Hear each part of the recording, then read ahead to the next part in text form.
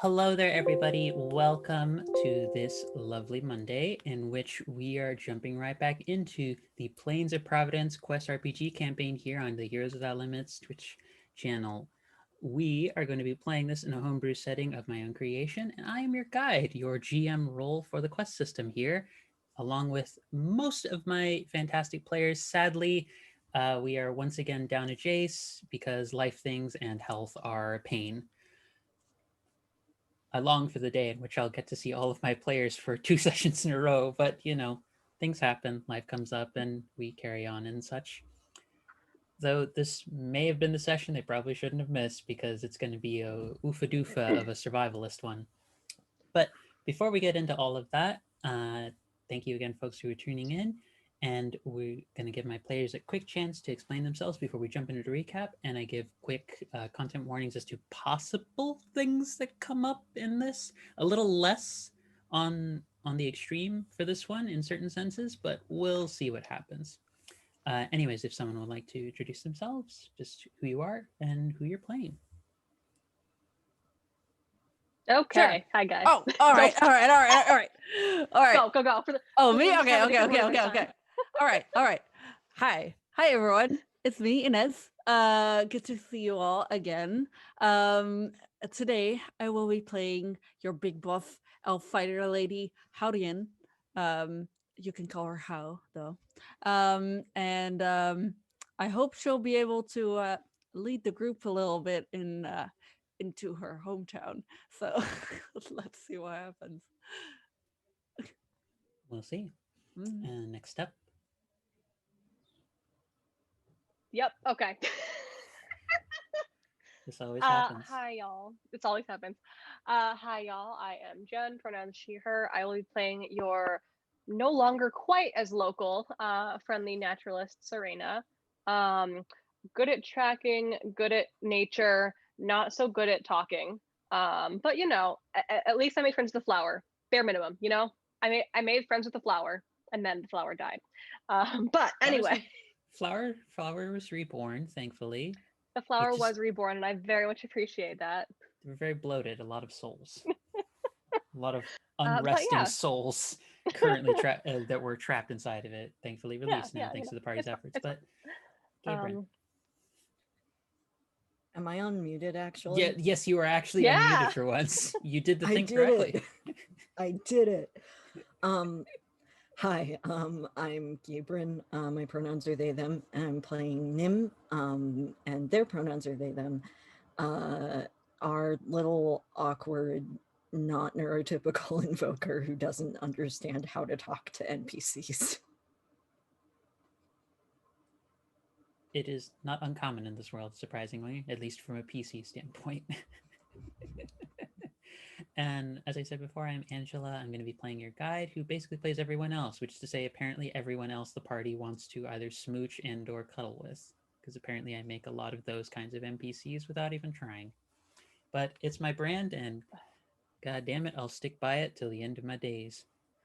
But so, with that out of the way, we'll get into our recap, and we'll get into also content warnings for this. So, less than the body horror, more than likely.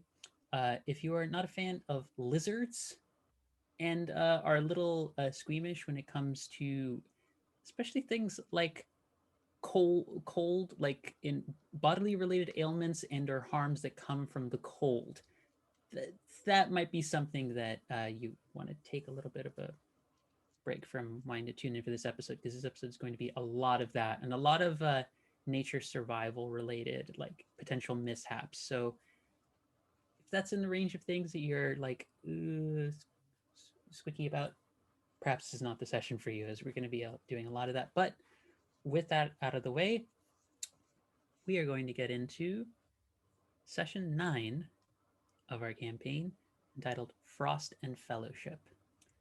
Our party has had a rather difficult but very momentous win against the threat that they have been both chasing and attempting to undermine after their first meeting back in the city of Chantico, and managed to get a win over on the threat of who they know of as the Astral Ravagers, and those who are currently enthralling them, known only as the Apostles of Anathema, being said to bear a name that mocks an old legend said to belong to a naturalist of the primeval garden forest. Having taken the time to ensure that their ally, Odyssea, the psychopomp, had managed to stay alive, get back home safely, and also receive a visit from a rather divinely blessed gardener who spoke with all of them and bequeathed them fantastic gifts from her own garden and her own set of gardening equipment. The party made their way back to the Darrow River Pod community, and from there decided to quickly head out already towards the mountain range known as a Warrior's Downfall, a mountain range that is home to at least one of the party members' original hometowns. And we are going to see if we get into that. But ending our session previously, the party had a bit of an emotional sort of check-in about the previous day's events and the terrors that they'd faced, and had also been privy to a few different local individuals who had given a sense of the range of threats that could be present in the mountain range, not least of which seemed to be a rather large lizard or scaled-like creature. With those thoughts in mind, the party has taken a full rest and starts up the next morning, fully decked out in climbing gear and such, and likely in need of some more warm clothing, which is being prepared by, I believe it was Penny was the name that I gave for the innkeeper. But having arrived, thank you, Jen, for the compliment on my session title. It's much appreciated. With that being the case, the party, in the sort of last stop point before the mountain range on this side of it, a flashpoint, begins in the morning. Even with the warmth of the inn and with many blankets, a lot of them seemingly made of a very nice woolly material, likely belonging to some sort of creature prone to spitting at creatures that it does not care for, is very cold. It is that kind of cold where you think it is like your very bones have been chilled. It pierces, goes through the skin deep down to the heart of you. And right now, you don't quite know where the exact direction is to go, given that even as you attempt to open the door outside, there is a very intense blizzard that is going on right now that seems to be waxing and waning every now and then. So right now, the party in keep, we have nice cups of tea, a little bit of breakfast, some eggs, just toast, very basic staples. Not quite the same as Chantico's, but it is a bit more of a rest stop kind of trading post. And now you have the mountain range ahead of you.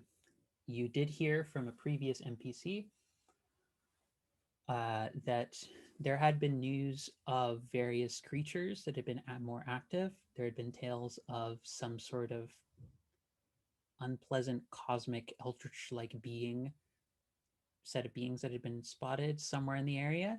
There had been tales of a massive, possibly scaled creature. And in general, the mountain range is a very difficult place to navigate, where even from this point, you can see the valley and the slopes of the mountain just rising up quite high, nearly up to the heavens. And also see a bit in the distance,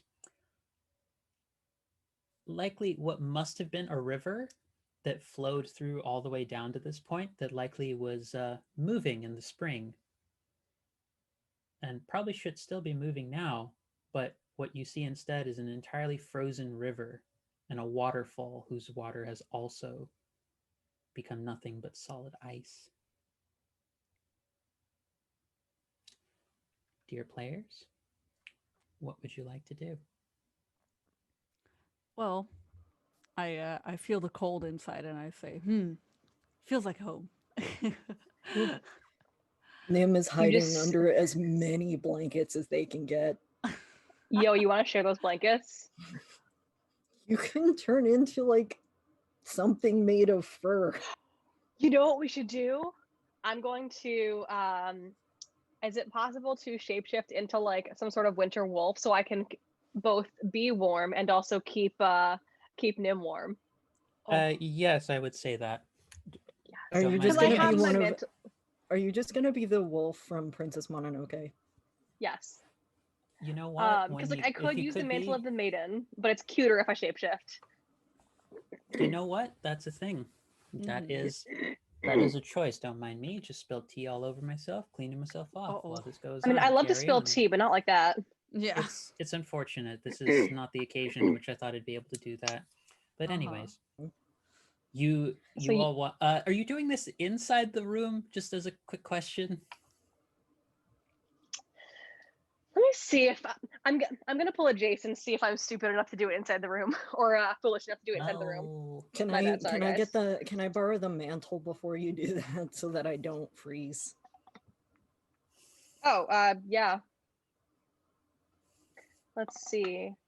I am indeed silly enough to do it inside the room. So yes. When would PCs make smart decisions? you hear the bed just start having this heavy sound as though it's not quite handling the weight I of mean, I a would do it on the massive winter floor. wolf. I would do it on the floor. Oh, okay. Oh, I'm sorry. That's the part that you're going to be sensible about. Not because doing it inside. That's silly. That's perfectly like understandable. But doing it on a bed, Yeah. that's where you think about the consequences. Yes. Yes. Duh. You could break through the bed, but doing it inside. Exactly. That's Fair. I will shift into a wolf and then just kind of like curl up with an approximately Nim-sized and shaped thing like right against my belly. Serena is very Divot, fluffy that's the word. and very Divot. warm. amazing. This is adorable, and now I'm sad, but also What? adorable. Don't Well, be because sad. Nim's going to wake up and they're going to freak out because all of a sudden true. There's a massive wolf.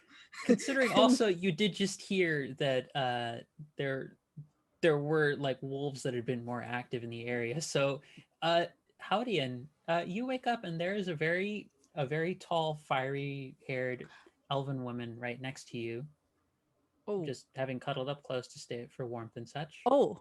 All right.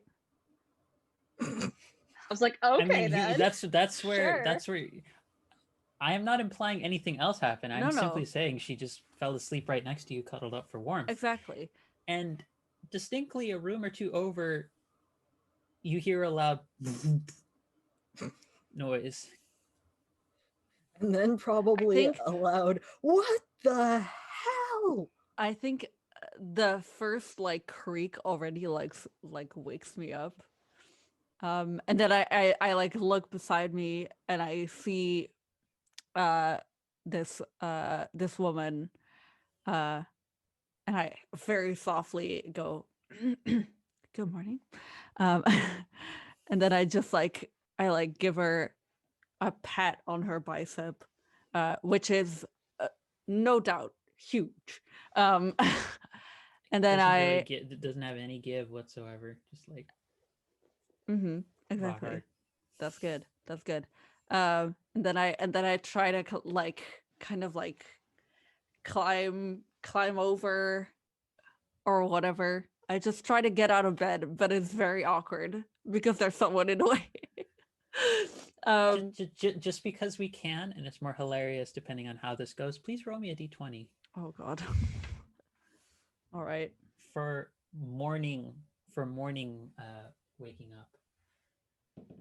Oh no, no. Oh god. Wow, the dice really don't know how to handle this level of gay. Yeah, apparently. you know what? It's a 3, so you know. Oh, okay. So you don't get out of bed quietly, and I will let you decide what the additional issue is. It's only a minor additional like hiccup that happens, but you don't get out of bed quietly. And howdy, and what else happens as you try and get out of bed? I probably push her out of the bed. It's probably just me getting like trying to like get over her so awkwardly that I just like I slip on the edge of the bed and I just pull her with me. And then she probably wakes up. Ah, Oh, I'm so sorry. This wasn't oh, maybe I should be a little more quiet. I'm so sorry. This I didn't mean for this to happen. I'm sorry. I'm sorry. you just see her take all of the covers, take Mhm. them off of you entirely, and roll herself up into just a roll of blankets and just give the indication she's not going to give any of them back to you. That's fine. I was getting out of my bed anyway, so um so yeah, I get out of bed and I just go I'm sorry, I'm sorry. And then and then I start putting on my armor, and my clothes and then my armor. Did you sleep nude in the clothes? You said you put on all No, of your clothes. it's probably like I probably have like a different like a different sleeping shirt, like a shirt that is only for sleeping, God, and then probably underwear. Um she doesn't sleep naked. That's too it much for also her. it also would be a bad decision in a cold environment. Exactly. Um yeah, so that's probably the thing. So she takes off the sleeping shirt and puts on her normal clothes that she wears under the armor, which is basically like a very normal like shirt, like brown tannish color, with pants that are just completely black, and then she puts on her heavy boots, and then she puts on her armor, polishing it a little bit when when she's got it on.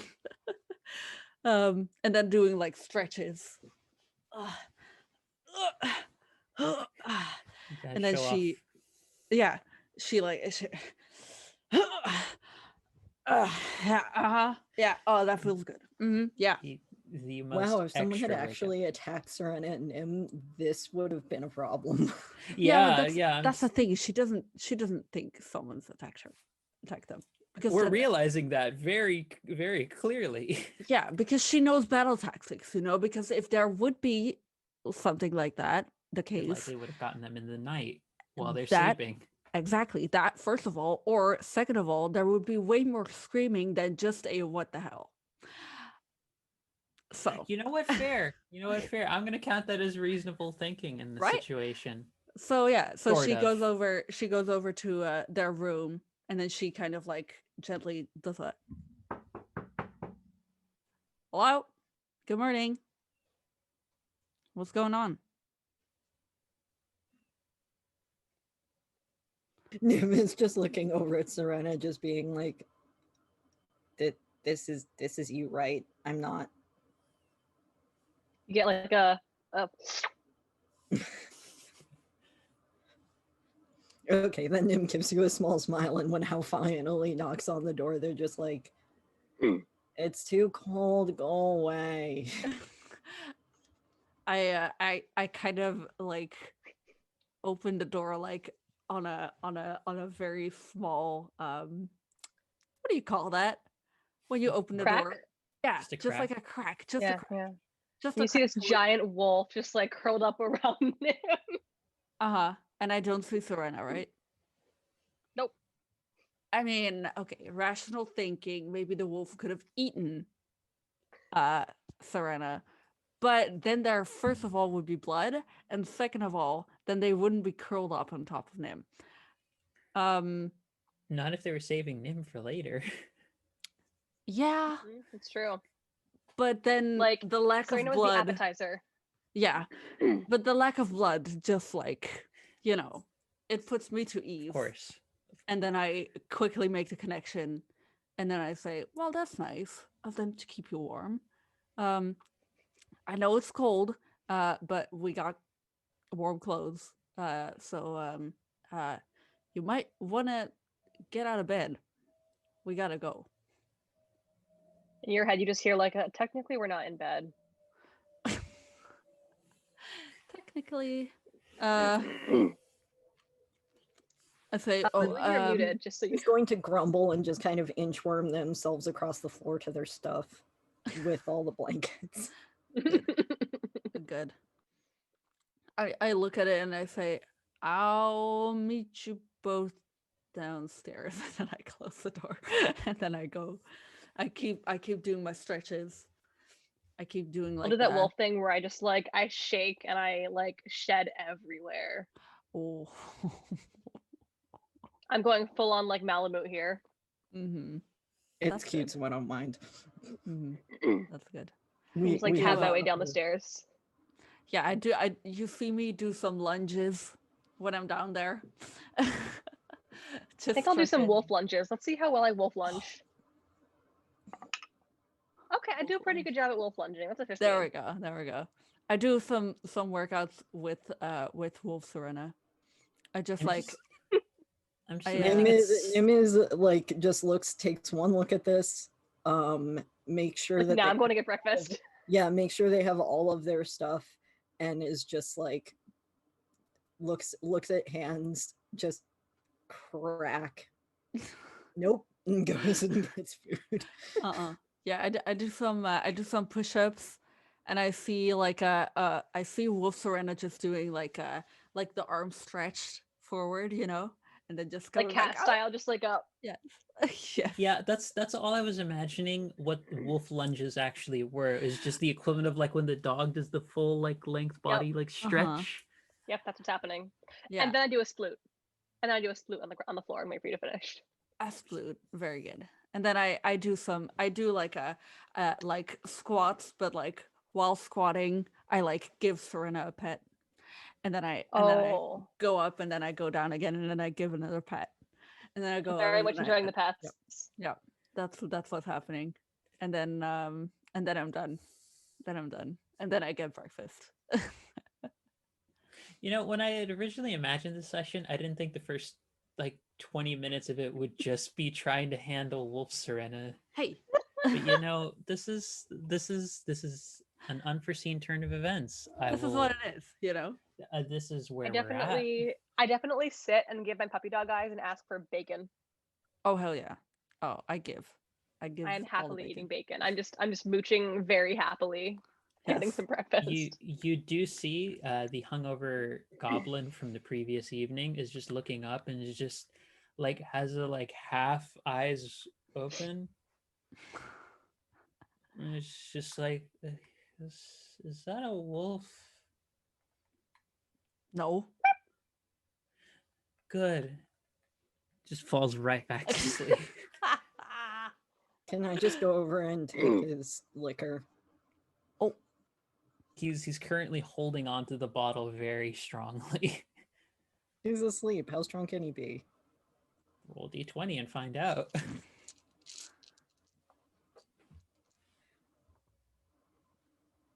That's a heart, which is a nat 20 because it's my heart. Oh, nice. Well, all of my good rolls are spent on useless things. Well, this is good. This is a good thing. I mean, you take the bottle from his hand, and he doesn't even realize it. But he's still doing the gesture of holding onto it. So and is cradling it like a teddy bear. Aww. I don't think this is good for him. You also see a very sleepy mage currently covered in a lot of like furs and very long and warm clothing, like also like just resting against the corner. You do recall the mage's name was Artorius. Mm. Oh, okay. You do also see Penny, your innkeeper, has been is just behind behind the That's counter fair. and is currently setting aside some teas and such. Farron has also gotten up, very very much with the look of like, why the fuck are all of you like causing so much noise this early? I'm trying to sleep. Like, just has that look. Mm. Nim just goes and shakes the bottle, takes a swig, and goes and sits down. Wow. Day drinking. All right. We're starting off strong. We are certainly the most adjusted of people. You got to keep They We're are- yourself starting they off are away a- from they that. are- with strong alcohol. I Mm. mean, They are yes. a very, very cold little half goblin right now. Yes. You do see Penny in the midst of like just it looks like she's behind the counter and you can see her from here. Like, it looks like it's not quite a pantry, it's like another storeroom, and then there's also a pantry to the side of that, and the storeroom you see her being like, why would people leave behind grimoires if I told Arcanist. She's like chucking a couple of old books out. It's like, damn, Arcanists never know how to clean up after their own spell books, and just Oh. tossing them back. And then you also see her pulling out what looks like a long lance that from even from this far away you can see on the handle it looks like it has like a scaled lizard like claw on the end of it, and it's like, damn dragoons, and just tosses it to the side. Is she just like tossing all of it out, like out? No, she's chucking it into the pantry. It looks though the pantry Oh, is okay. both the food store room and where she's keeping the extra stuff. She's not just chucking weapons from all the classes from Final Fantasy 14 out into the cold, I promise. Okay, I was gonna say if she's just chucking those things, I'm going to get them all for my friends. Yeah, Mm. no, Nim, if Nim sees that lance go, they're just gonna be like, can I borrow that? Time to play fetch. I mean, if you would like. I don't know how well anything of a lizard variety is going to react to it, but you're welcome to take it if you'd like. Thank you. You're Okay, so welcome. now I think I have a hammer, a sword, and a lance. We're doing good. Hammer, sword, Also, and a You're lance. turning into one of the PCs in my Saturday game just has like one of every weapon. Oh. It's just Sometimes one two of of every weapon. You're It's the just Iron one of those Throne. things. You're the Iron Throne, but you're just half goblin sized Iron They Throne. could turn essentially. me into the Iron Throne and sit on me. Like we could turn me into an Iron Throne, you know, just like giant wolf. Yep. Gonna let that phrasing slide. Oh, okay. There it is. Yep, there it is. Got it. Carrying I got on. it. We're gonna. Yep. It's not a euphemism. I'm yes, sure. it's not a euphemism. As Inez and I Single have to entendre. remind people on at least once every, if not every session, every other session, it's not a euphemism. Yeah, no, it's not. It's totally not. It's not a double entendre. It's a single entendre. Yep. Totally not things. Carrying Moving on, Yeah. I'm going Moving I'm on. going to strap all of these weapons to my bag, Legend of Zelda style, where you have those pictures of Link that just has the massive backpack with all of the stuff. I like it. Like Beetle style. See, I was just Yeah. imagining like Ocarina of Time style, where it's like you have 30 weapons on you, but all it looks like you have is like the sword, the shield, and maybe the bow. Where the hell is everything else? I have an infinite dimension. Yes. Bag of holding. It's called my hat. You know what? That would actually make a lot of sense. Anyways, Yeah. you do hear again from Penny that again same reports as the previous day. Another hunter or two's come back. Less than not without his entire party, and has mentioned that like again they've been seeing things related to what look like very tall humanoid like beings who are being a little bit more aggressive than they've known folks around here to be. There's been reports of wolves and winter griffins that have been circling the area and being also again a little bit more aggressive than you might expect. Mm. And again, another random report of both the astral ravager like creatures and also what seems to be a perpetual blizzard coming from like a gale coming from somewhere. All right. So where did we need to go? I mean, I mean, the mountains. I can- I can try and find out. I have this thing that I've been waiting to try. Ooh. Can you do it while you're a wolf? I don't think so. Can Who knows? I? I cannot cast spells while transformed. I Dang. figured that would be the limitation because that would be That makes absurd. Do you sense. do It would be really a funny. shape-shifting wolf that can cast shock would be quite devastating. That Yeah, would be cool though. So like right now I'm communicating telepathically because I can, because shapeshift is great, but I would need to actually get right up onto the mountain and be able to touch the stone to be able to do it. We can do that. I think I know where they might be going. But if you can find out the exact location. I can see if I can find out where, like where I assume it's going to be a similar chamber. I can see if I can find out where it is. All right. So if you can get me to an exposed part of the mountain that I can touch the stone of, then I can see if I can figure it out. Yeah, the base of the mountains are probably not very much snowed. There might be some snow there, but I think Okay. there's some exposed stone there. I strike a wolf pose that's basically just like 1 foot up, snout in one direction, tail straight out back. Let's go. Yes. I like it. Nim is just kind of sitting there going, okay, do I have to rock, paper, scissors Farron for the mantle, or are we just switching off? What's going on? I mean, there's 3 of you currently. 3 of you are without any, like, even with the warm clothing and everything, you will be having to deal with the worst of the effects. Serena, being a wolf, will be perfectly fine because she's adapted to a lot of the cold. I will say, like, her using shape change or shape shift, whatever, I forget the name of the ability, Shapeshift, yeah. will give her just the amount of protection she needs to not deal with the negative effects of traveling through this environment. But everyone else, if you don't have the mantle, will be having to deal with that as a constant for this journey. So Me Would too. I be able to? Oh yeah. Go ahead. Would I be able to carry at least Nim on me and like kind of like insulate them so they can kind of leech off my warmth as well? I would say whoever gets that would have advantage for rolls for dealing with things that come up in the environment, or disadvantage depending on what particular obstacle you're dealing with. Because if they're trying to stay tucked close into you, they're not keeping as well of an eye Right. to some things that might be coming up as a Right. result. I could probably easily carry Nim. Maybe not the rest of you, but I could probably carry Nim. Yeah, you're not carrying me, I think. I also think I'm just gonna wear chain instead of full armor. I don't know that that makes a difference in quest. It doesn't make a difference wise, but it will make a difference in terms of not imposing the same level of penalties for dealing with some of the weather.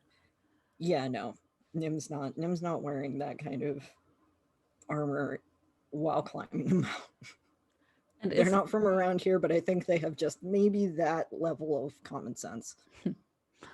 Is there a benefit of me being like raised in this area? I will say you will know how to get around. So anything related to tracking or navigating certain things in here, you have an automatic advantage towards. All right. You are not of any sort of background or in possession of any abilities innately that would give you an advantage. You just know more how to navigate and deal with the threats of the terrain. That's sort of more what your advantage with growing up here is. True. And you're a little bit. It'll probably not be as there might be 1 or 2 things that I could potentially ask the whole group to do that you might just forego because you're used to dealing with that. Like you would be aware of it or with the conditions, but it does not automatically negate the fact that there is a blizzard going on outside. Yeah, it's probably way colder than when I. Yeah, no, it like even for this is something that Howdian would know. This level of cold, like the mountain ranges are known to occasionally have like these winds that are cold, and like especially during winter it can get this bad, but it's not quite into the winter months yet. Like you're still never really gave like a full sense of what seasons this was in, but you're still actually in the middle of spring. So things should be thriving and lively right now, and it's cold. That's very, very weird then. That's a very disorienting feeling. I'd Yeah. I'd presume, yeah. All right. Like the flowers you're seeing along the ground, they're often known as they're mountain lilies. That this variety that is now currently thriving in the midst of the blizzard is a variety that only comes up during extreme temperatures called frost lilies. Like that's how cold it is. Whoa. All right. Pretty. That's weird though. Yeah, Pretty. Nim's going over to Serena and is just going to be like, okay, I'm staying in this pile of fluff. Do we have a compass? I mean, you could very easily ask Penny for that one. She would give you one.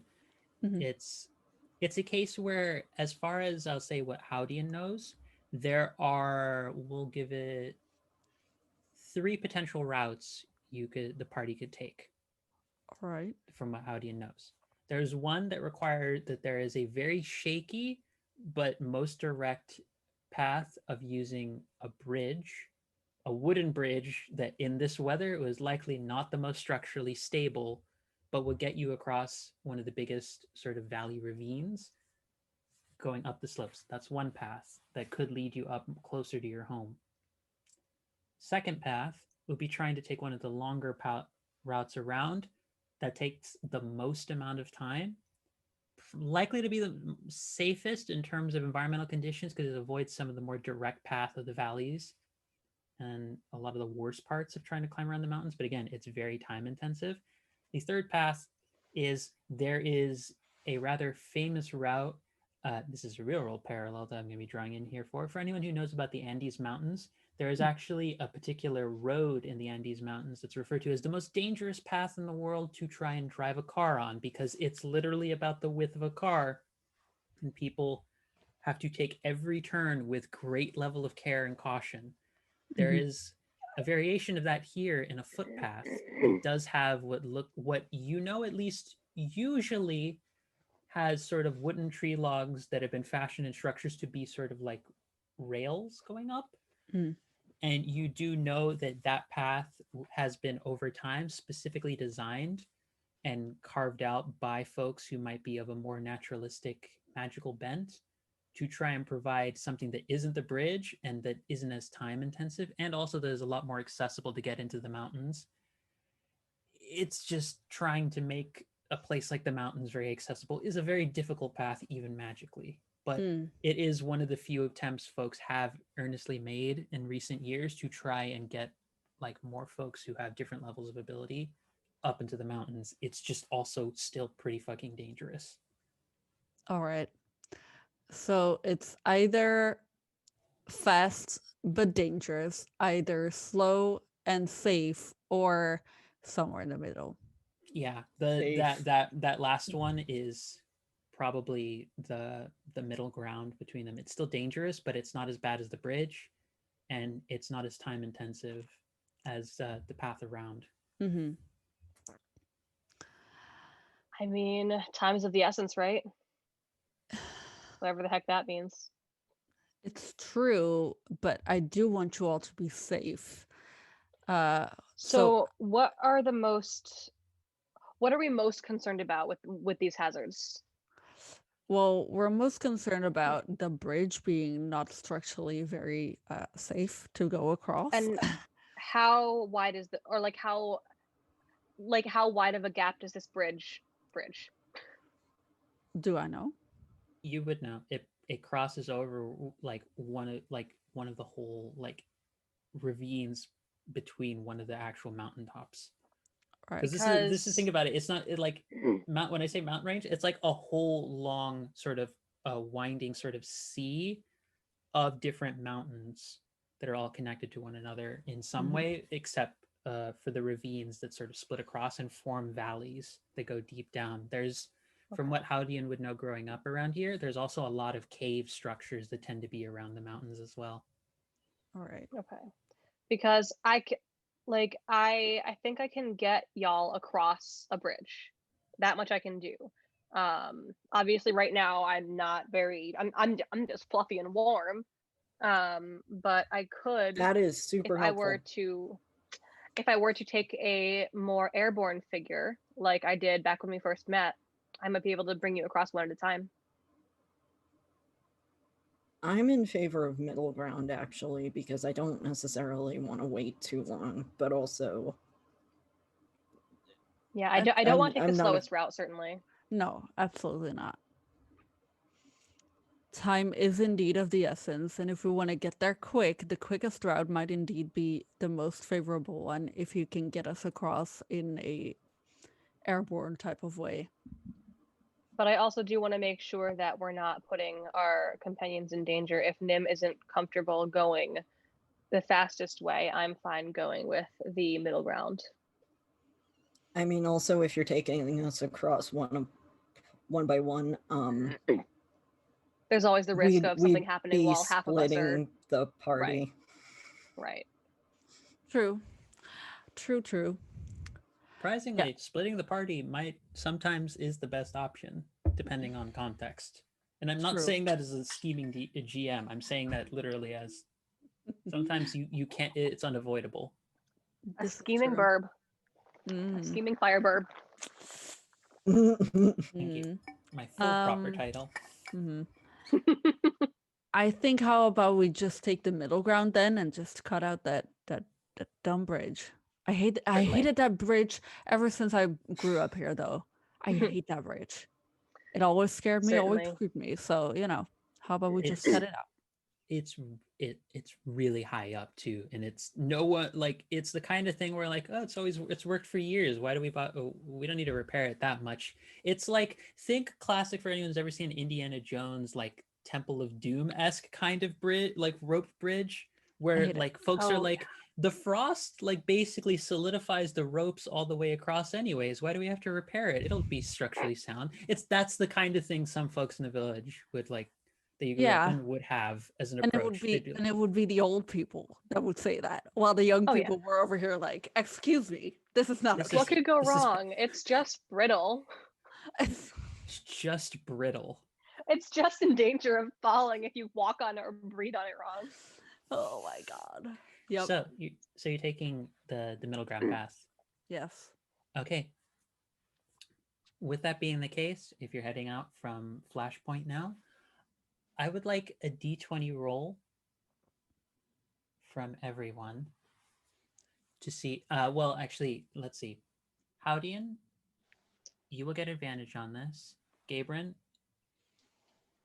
are you trying to hide within Serena's floof? Yes. Okay, I will say yours will not be. We'll say yours is at disadvantage. Serena, you don't have to do it. And did y'all give Jace the mantle, or? Yeah. If I'm hiding, then Jace gets the mantle. Okay, so you see, so as you're beginning to travel, the cold remains piercing.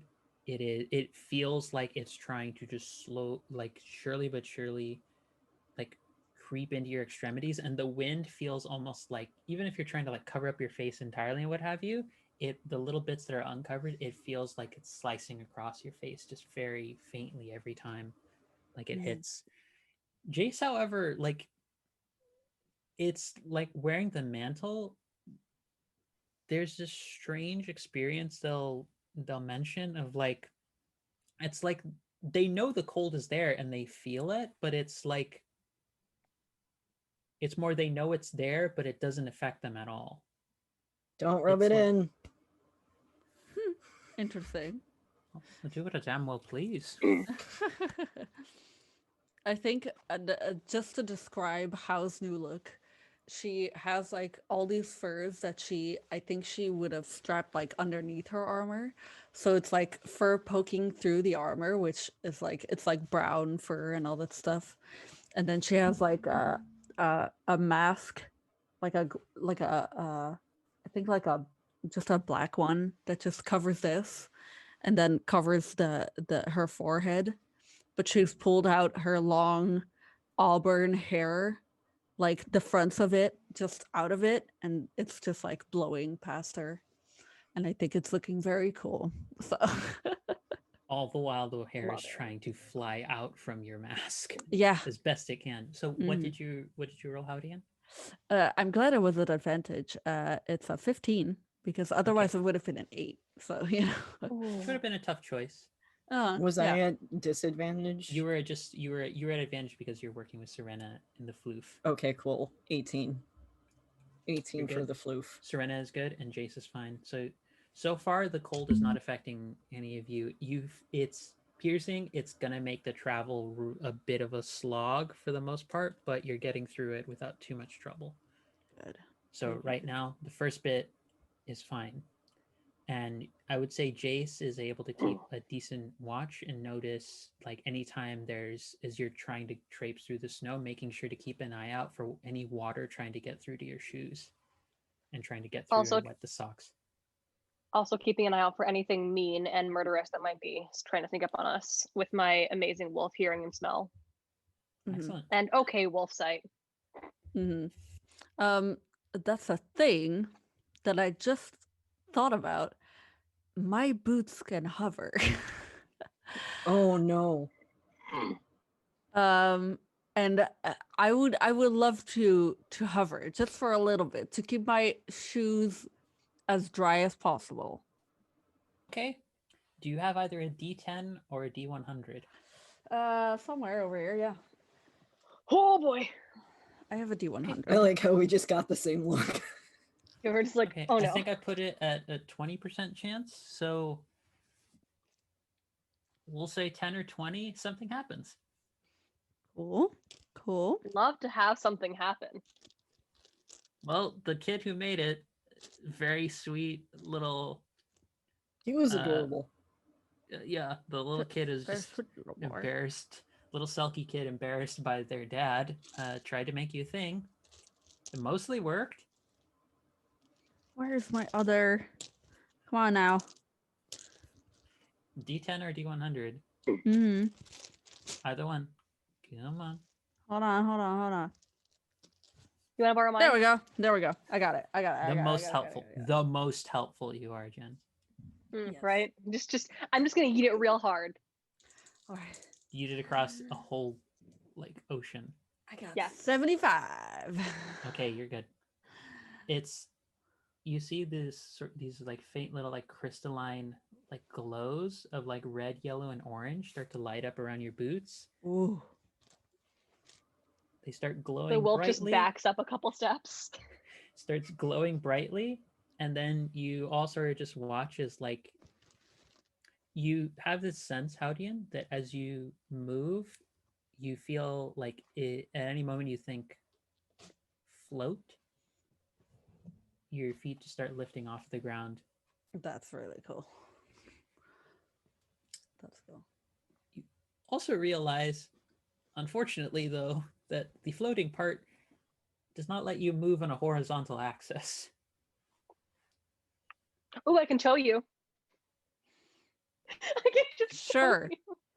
Yeah, I'll just hold on to her tail and just and just hoverboard.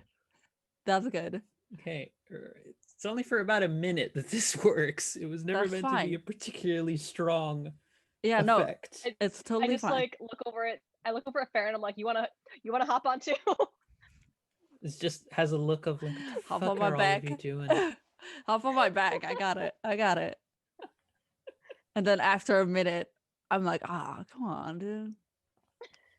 It already ran out. Oh, all right. Well, cool. And I'll just I look keep back and I'm walking. like, I'm not a sled dog, you know. Yeah. I'm like, it's fine. I'll keep walking. It's fine. This is only for cool things. I'll show this when I'm home. They'll be surprised. So Would have surprised. thought of this before, but a sled would have been helpful. Maybe, but uphill. Carrying on. Yeah. You do start making your way around through the area and the snow, traipsing through it. You just hear just trying to traipse your way through. It's slow. It's difficult. It's a bit strenuous for the most part. And there are no, oddly enough, clouds in the sky. either. It's pretty clear for the most part. It just seems localized around portions of this valley that you're entering into. And then it's just all of a sudden more clouds begin to build up as you start moving more into the valley proper. And above you, you just hear.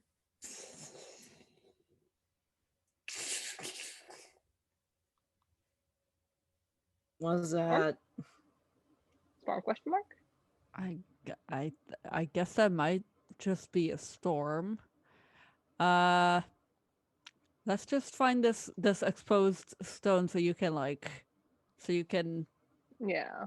sense where the hell we gotta go. I did read the thing again. It says I can sense whether there is any long lost monuments behind the earth, like hidden temples or ancient vaults, and then I can sense the most powerful lost artifact in this world and the region where it might be located, which may or may not help, but it's worth a shot. Ooh. Okay. I'll let you know when you get to that point. Hell yeah. As you start making your way and you hearing that above you, and you finally find the trail with Howdian's help. It takes a while because the snow has covered up a lot of pretty much all the signs. Like we're talking full on cliche, like you see a weird clump of snow that's just in an odd like arrangement, and then when you move the snow off, it's like a directional sign that's indicating a certain like thing. But all of these signs have just been covered over in snow and frost.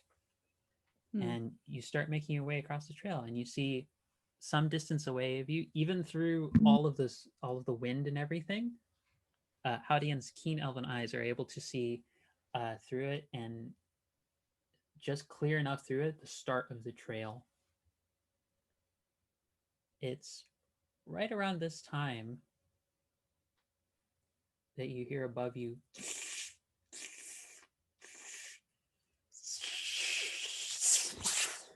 as a strike of lightning fires down nearby to you. All right. Just hear a very terrified like yelp. I'm not going to yelp because it'll end terribly, but I promise I promise it happens. This is all you can. This is all you can see of Nim. Just eyes just creeping over the fur. And you just see me kind of like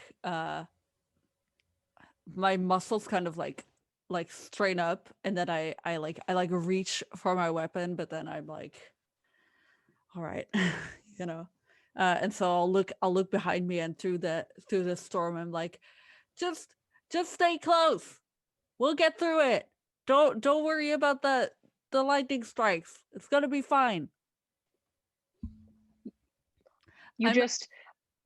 If you could like verbalize, press X to doubt, that's what you would hear.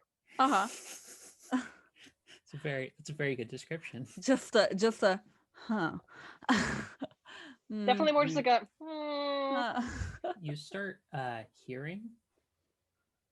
You're able to keep going a little bit, but as you're starting to move and make your way through the beginnings of the trail, you see two things happen. One, you do notice there is a cave entrance on the side of the path that probably wasn't there before. Something likely has made a residence somewhere along the path.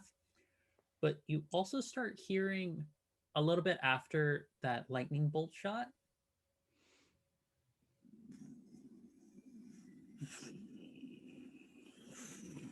like rumbling noise, like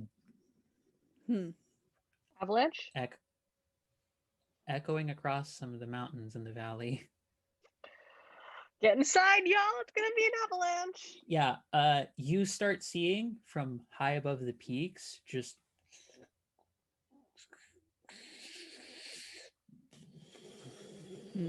a whole stream of snow is beginning to come down.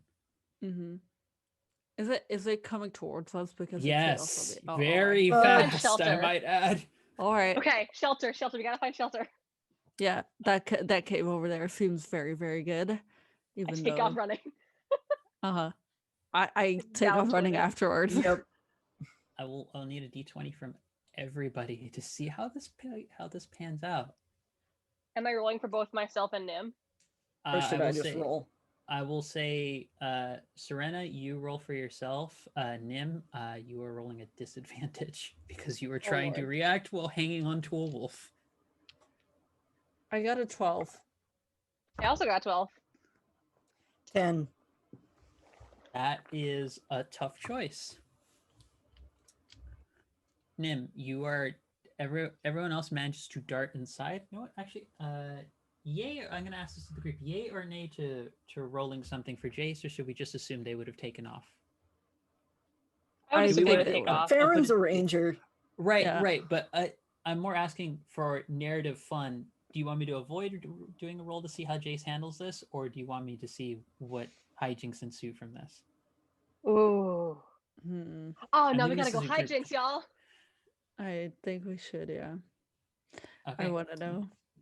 I you had want me no to part in roll? this. Do you want me to roll, or do you want someone else to roll? I'm leaving this up to the party to decide. How about you roll? I'll roll it. Oh, I'll- you roll it. All Okay. right. The All last- right. the all last right. If Jen- time, the last Yeah, time Jen. we had her roll something, the Well, bow yeah, broke. Okay. True. That's true. That's true. Roll it. And you know what? I might screw it up, but it's fine. It's I will. fine. That's a 13. See, Okay. it's fine. Jace, because Jace got one of the highest. Jace is like huffing it all the way into the cave. I mean, Nim. Farron is just Legolas. Yep. Yeah, at this point, yes. Nim, I'm gonna give you a choice because you rolled 6 to 10, so that's a tough choice. You're gonna make it in. Do you want something to happen to the trail, or do you want something to happen to your gear?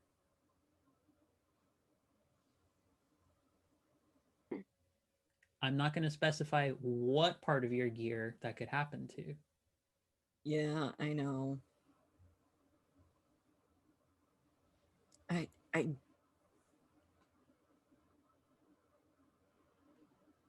I don't know what would be fun for people, because trail is like, I don't know, the trail is kind of Trail would be fun. covered in snow. I'm totally fine with. But I'm then okay maybe the with trail would be like worse to Trail would be follow. fun. No, because maybe the trail will be cut off and then we'll have to take I'll a just different do one. my gear. It's fine. Okay. The climbing gear and some of the additional equipment you have to test things like frail, thin sections of ice and to make traversing some of this area easier. As you're all scampering in, your set of it entirely falls out of the pack. I get to be Lord. the Haudrian of this arc. You've lost one set of your gear to navigate some of the mountain easier. But we all get inside. You do. And the snow just goes and entrance is for the most part buried right now. Mm-hmm. I immediately turn around and look if there's someone in the cave, because this cave didn't used to be here. So I check. You hear 3 noises. You hear one very big noise where it sounds like maybe something is snoring, where it's just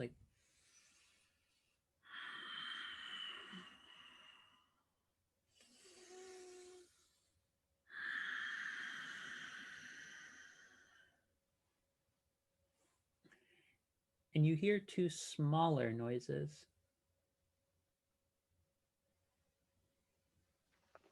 Also, maybe sleeping, but you hear a little bit more of almost kind of like a chirping noise.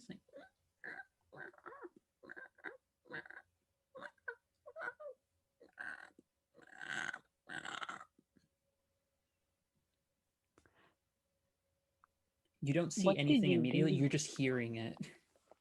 I just look at the others and I just go, I'm gonna make some bad choices and just kind of like slowly pad up to look. It's very dark in here, so it's hard to really like see too much, especially with the entrance was your main source of light. So Do I like with smell the snow anything? cover. Yeah, you do smell something. Smells faintly like blood.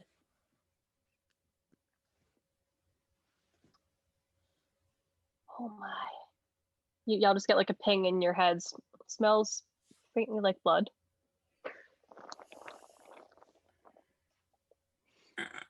Great, can we not go towards it then? I will just I back have- away slowly. yeah, I have just turned around and started like pushing the snow out. Dog dig. Dog dig. Oh God. But I just go so very Mm, softly. I start just looking with the back legs and I'm just like, Avalanche, you have to be careful though, because if you move the bottom snow, Yeah, I was exact. That's why. That's Serena, why I need moved a the top D20 roll snow. from you God Yep. as damn. you start doing that. oh no. 16. Okay. There are a couple of moments where as you're starting to like paw your way through and dig through this, you hear and you feel like the top part of this of the section of snow you're trying to like dig out of is like being shaky. It hasn't fallen on you yet, but this will take some time to do, and I'll probably have to keep risking that unless you're careful. Also, with the rumbling, you're hearing the two smaller noises. You're hearing a little bit more activity. You're hearing I will freeze like I will freeze just like you just kind of like see a little wolf butt just stop. Mm. I wanna just like move the top snow more and just not move it in, move it out, and just kind of like create a space for us to at least get through. We don't need to move everything of it, just a little bit. Just a little tunnel. I need a D20 roll from you, Audian. All right.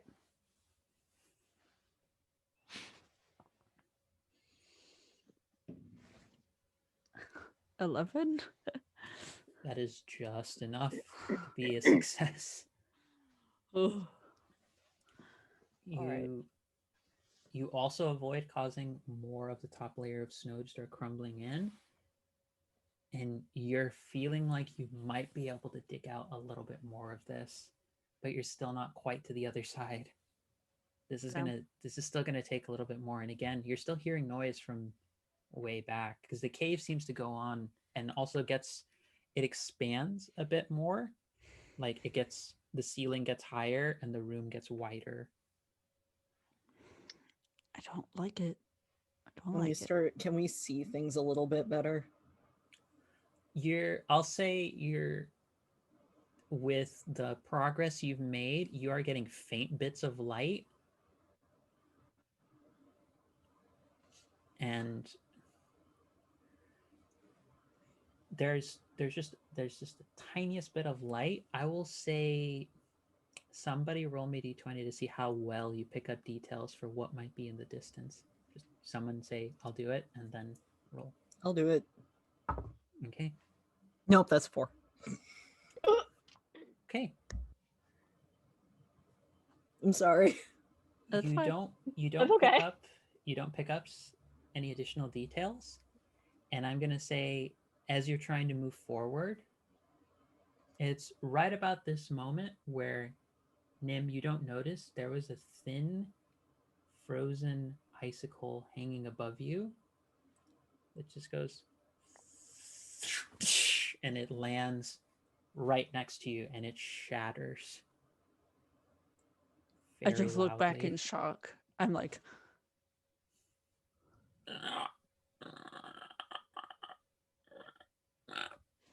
start I digging. move to the front. I move to like the inner part of the group, like between the group and whatever is going croaking around in there, and I will prep to give Howie and time to keep digging if necessary. I will I am say, also going to try to do that. okay, I will say, Nim, because you were the one who went forward and everyone else is focusing on that, you are the first to notice very faintly with the tiniest bit of light that is starting to peek through with the digging through the snow. You do see something, you do hear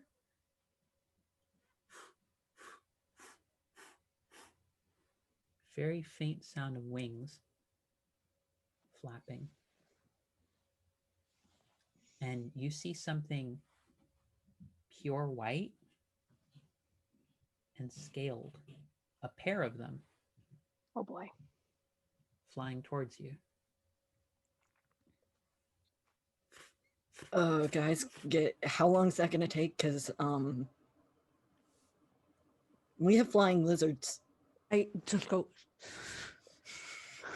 I'm going to just let loose a deep, deep growl, try to intimidate them away. Be like, hey, no, this is my half of the cave.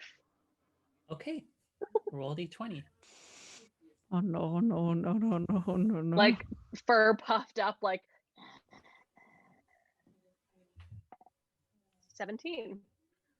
Okay. The growl just goes.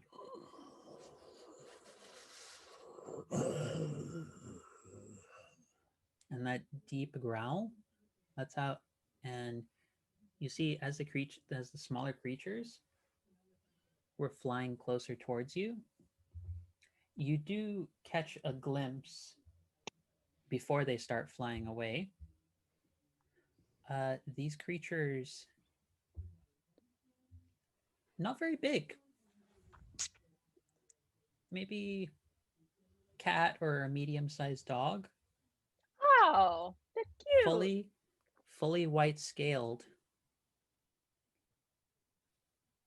reptilian. Wings don't seem entirely fully grown yet.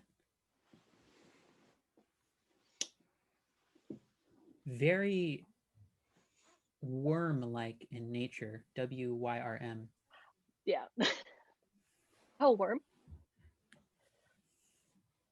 And as you let out the growl, both of them go. I'm sorry. I'm sorry. Okay. And they start flying back to the back of the cave, and Oh no. you hear another noise now. Oh, there's a mommy. You hear a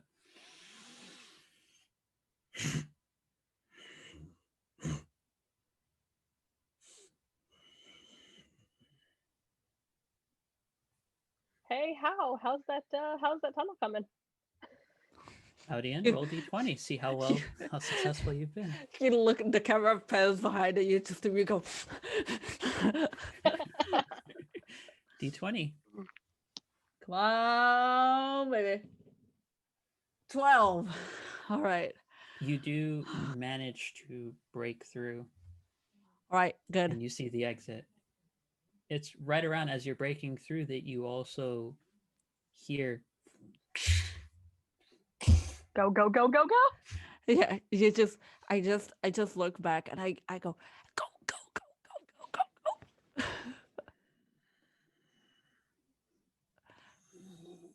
I let everyone through first. I just go. I'm gonna like shove Hal out in front of me just so I can be like, I'm gonna bring this shit down. Oh, all right. Nim is hopping on your back again, if that's okay. Cool, absolutely. Oh no. Wait, what? Come Why again? is it talking? My siblings. Oh no, we woke up Big Brother. Let's go. Yeah. No one inside. No one. We go out and I make sure that I'm the last one out, and then I kind of like back kick a bit of the snow to trigger that tunnel that we made to just go, and then we just keep going.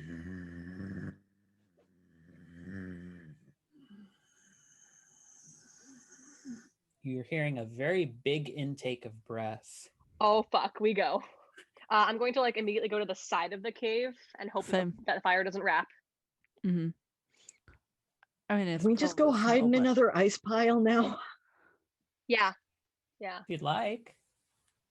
I'm gonna I like mean, try and hide behind a snowdrift and to the like the like hard side of the cave. Yeah, Okay. same. I would like a d20 roll for whoever is hiding, for every single one of you who is hiding. Yep. Come on. Farron, please be okay. Okay. 18. 14. Oh no. Oh no. It's a 19. Oh. Serena. Oh, The big bad wolf. so as you were trying to focus on getting folks out of there, right? Yeah, I definitely forgot that I was like a giant wolf, so I'm just like hiding behind a snowdrift. But like, it's kind of that thing where it's like, if I can't see them, they can't see me. Well, here's what happens. As you're trying to hide, you kind of too quickly jump into a pile of snow as opposed to like just trying to like very quickly scurry underneath like Just everyone like else. butt in the air, just tail just flopping around. Well, no, because you rolled a 2, that's nearly like a critical failure. So you don't get hidden and you have an additional penalty imposed. The penalty I'm imposing is that because of how hard you hit it, you caused a rumble for more snow above you. So it's there is a whole bunch of snow that has trapped you. Your whole lower half of your body is trapped underneath snow right now. You just hear a very sad whimper from a snowdrift nearby.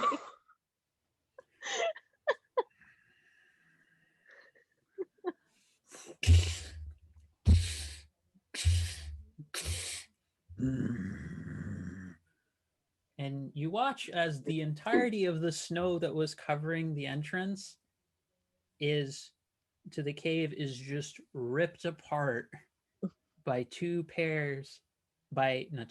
by two massive scaled claws with long talons on them. And you see emerging out of this cave in a somewhat cramped manner, as the entrance is not quite actually sized for them, a long roughly 35-foot long white scaled worm. Oh, worm.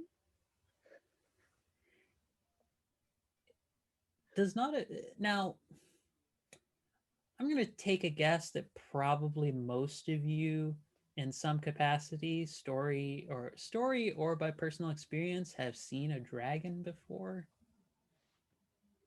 Probably more heard of, but yeah. Probably more seen, You're- but yeah. Pretty certain this is a dragon. Yeah. Oh, amazing. But interestingly enough, doesn't look as big as a lot of the dragons you've heard in stories talked about. It's just massive compared to you. Mm. Because your first glance, you think it's like 35 foot long, and it's actually only about 20 feet long. Still big, still very, very big, but this one is just sort of like craning its long neck out. And it definitely sees Serena. Stran's just like waves a paw. Oh no. Who, may I ask, are you?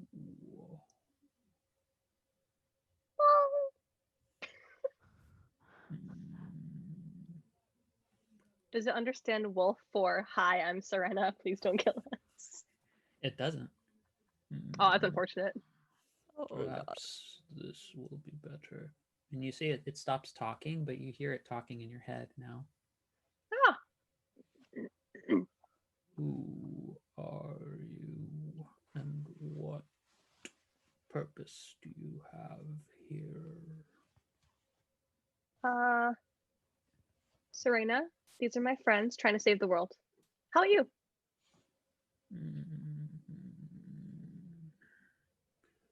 I am Marbell. I am the unending gale. Nice. I have heard many tales of those who believed they were doing good on the mountain and sought only to hunt instead. By any chance, have you seen any very angry, very cranky shadow people come this way because they're trying to mess up the place? We're just trying to mess them up so they don't mess up the place. Mm,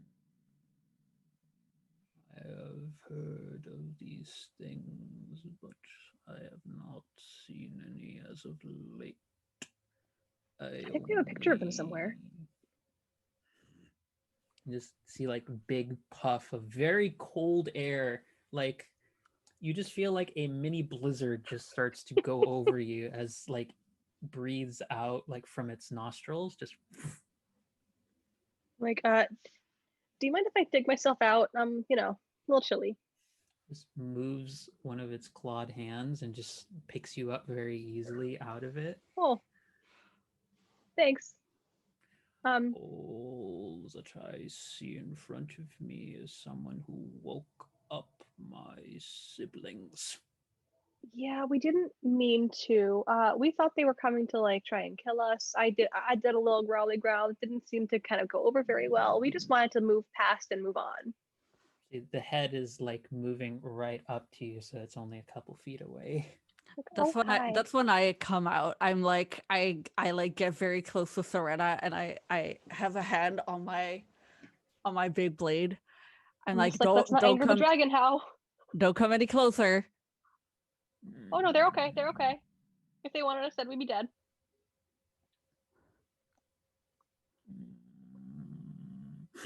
Look, we didn't mean to wake your siblings. We just there was an avalanche. We just wanted to get inside, get some shelter. We thought they were trying to kill us. We didn't want to actually hurt them, which is why I did the little growly growl. That didn't seem to work so well, but we just want to move on.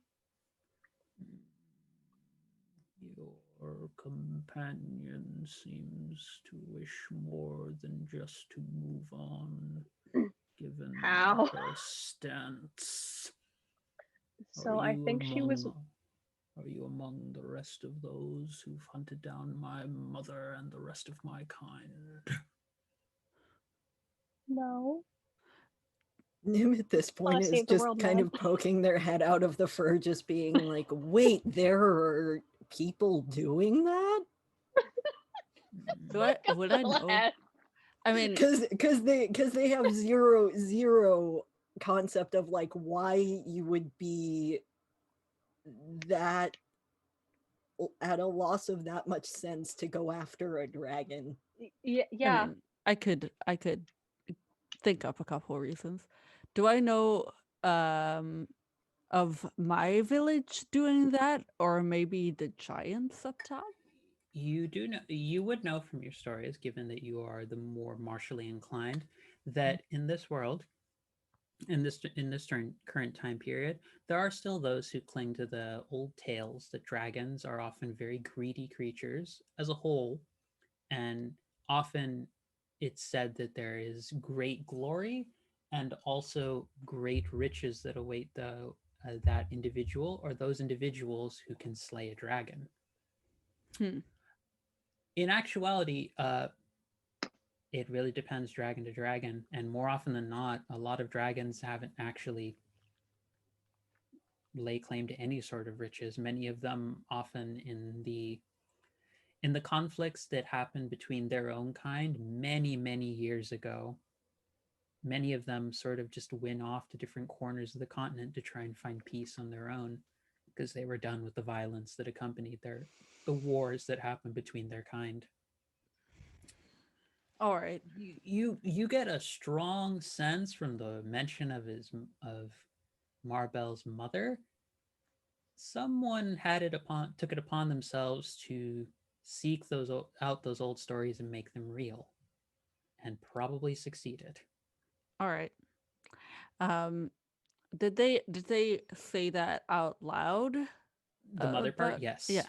Yes. All right. They're looking at you with a great level of distaste. Serena, they're just sort of like curious, but you, especially with the holding onto the blade thing, they're just looking at you, and you're seeing like, well, Serena is noticing more because even though you're close, Serena's more intimately aware of just how big this dragon's jaw and the teeth are as the mouth is opening. Just And I just I go, I'm not among one of those people, and the people that would do that are foolish. I'm taking this stance because I want to protect my friends, not knowing what you do entail. But if you would be more comfortable, then all right. I know that my ancestors have told tales of dragons and what they bring. And so I think that I might be among those people, but not me personally. And I would never give it a thought to even want to slay you.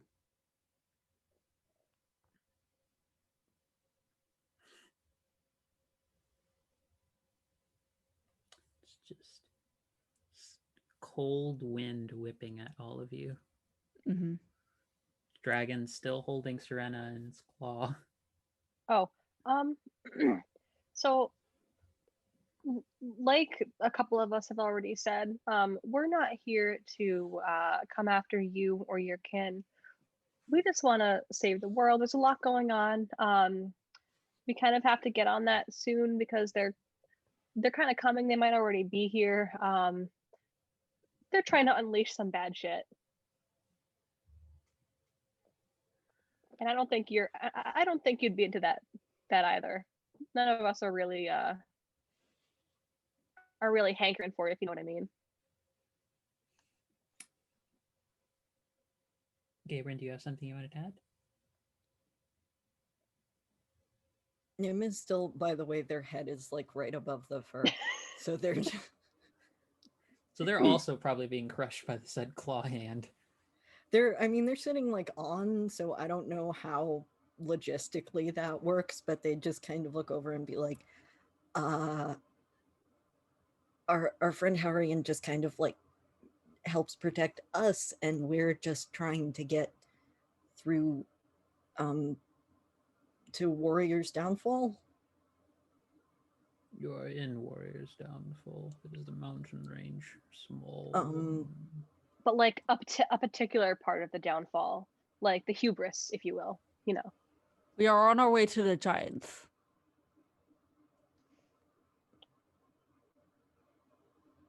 I would like someone to roll me a d20 to convince Marbell of your good and of at least lacking malintent. As to whether or not you convince them of good intent, we'll see. I think I have a d20 for that. Yeah, you do. You got a white dice? Kind of. Let me see where'd it go. I have bloodstone if you don't. What do y'all think? The white sparkly or the kind of like icy, snowy, crystally? Sparkly. White sparkly. I have that one too. Sparkly. All right, let's Right. do it. 14. Good. It is cold right now, by the way. Like, so like you're probably, with how much has been whipping at you, you're running the risk of like there is almost liquid building up around the tips of your gloves and such. Mm-hmm. And the wind has been like hitting a lot of you, even with the faces covered. The area, anything that's exposed, you're feeling like a lot of like tense little cuts all across. But you hear from back in the cave here, Marby. Oh, that's Marby. adorable. That's really cute. Marby, are they Oh, gone? Will you tell them I said sorry for yelling at them? And you hear the voice shift a little bit and get a lot more warmth to it. Like, Aw. Celeste, Astoria, go rest, dears. Your big brother will be there in just a minute. Okay. Okay. You do hear, and then you do hear a quack, quack sort of sound like, and then you see like a little globule of ice got fired out near the entrance to the cave, and then you hear the sound of two pairs of wings flapping, heading into deeper into the cave. Like, you seem to have no ill intent. Yeah, that sounds right. Perhaps We actually have actively good intent. Growling at my siblings does not suggest that. Sorry, we thought they were bigger and trying to kill us. It is best to be mindful of your assumptions. Such have already caused me and my siblings much harm. Understandable. I will wait until I see a larger, more threatening presence to growl at them first.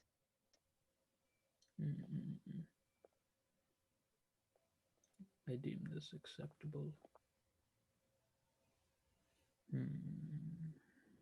You desire to clear a threat to the mountains, yes? Just like a Yeah. wolf nod.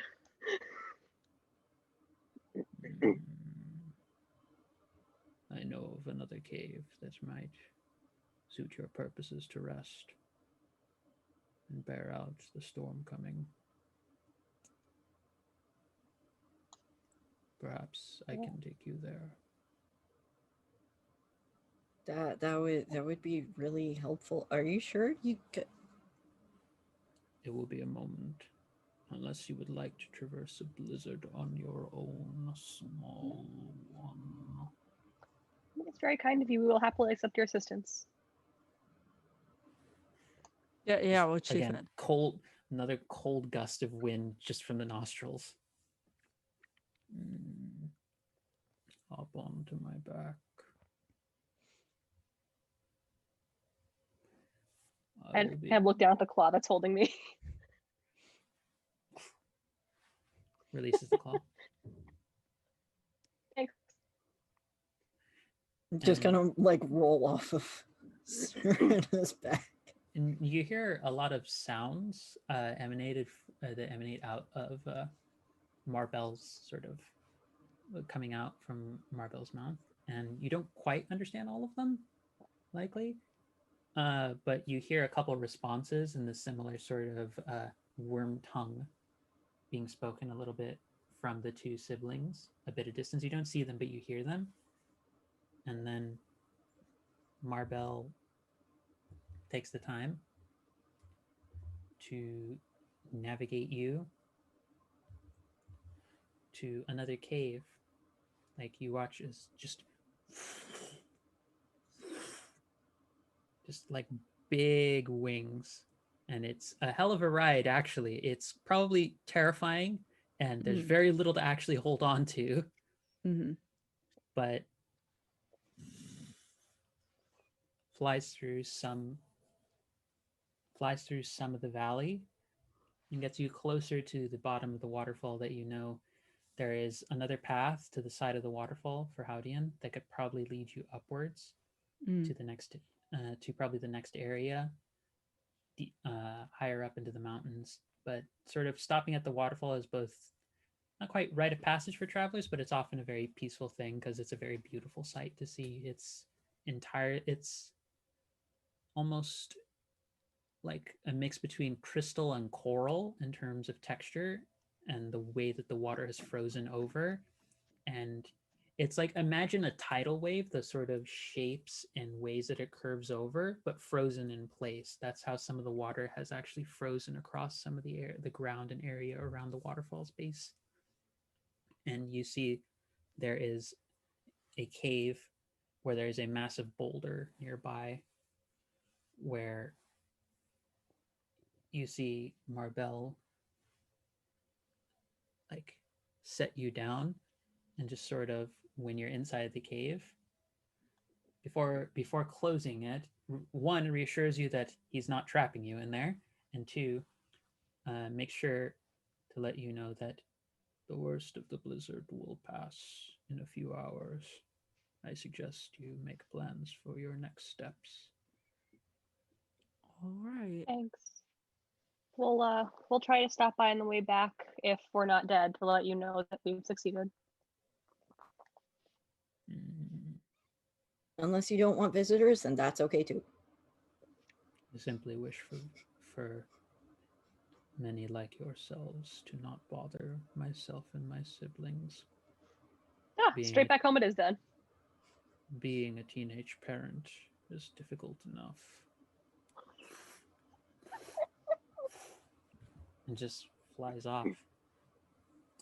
And landing at this cave with the rock mostly covered with just enough room that the group could collectively push the cave, the entrance to the cave.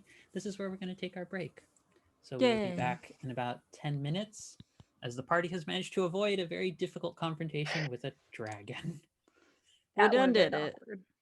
We done did it.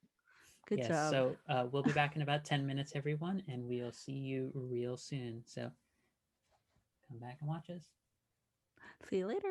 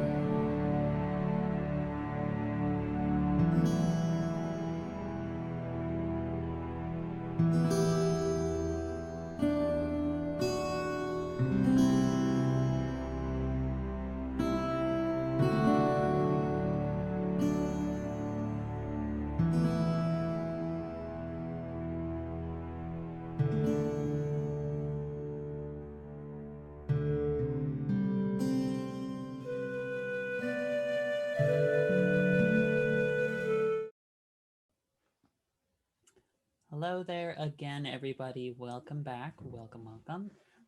We are getting back into Plains of Providence, our Quest RPG campaign, where our group has had a very interesting uh, foray into hearing about teenage pregnancy issues and teen parenting and things of that sort while dealing with a dragon. You know, things of that sort. Probably should have just said teenage As you parenthood, do. but words are hard. Anyways. Last we left off, the group is currently stationed outside of a rather massive cave that has been mostly blocked off with a massive boulder near the bottom of a frozen waterfall, where a nearby path indicates a possible way up toward deeper into the mountains themselves and a possible another path to be exploring.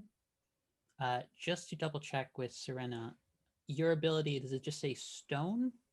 Or what is the So let me read the actual text for you. If you encounter a stone monument like a mountain, canyon, or statue, you may touch it to channel its ancient wisdom. You must tell the stone a story, perhaps a memory of about your family, perhaps a memory of a gathering like a holiday. The monument reciprocates your offering by sharing its wisdom. You sense whether this world is real and natural or some kind of machination. You also sense whether there are any long lost monuments beneath the surface, like hidden temples or ancient vaults. Finally, you vaguely sense the most powerful lost artifact in this world and the region where it might be located. So it may not be an exact kind of like, hey, it's 300 feet straight down, but hopefully it'll be something. Okay. I will gamble with the AP. Alrighty. So Tell the story. Tell the story. What kind of story do you tell? Please. well, we haven't gotten to an exact all spot right. yet. All right. I'd say there is I'm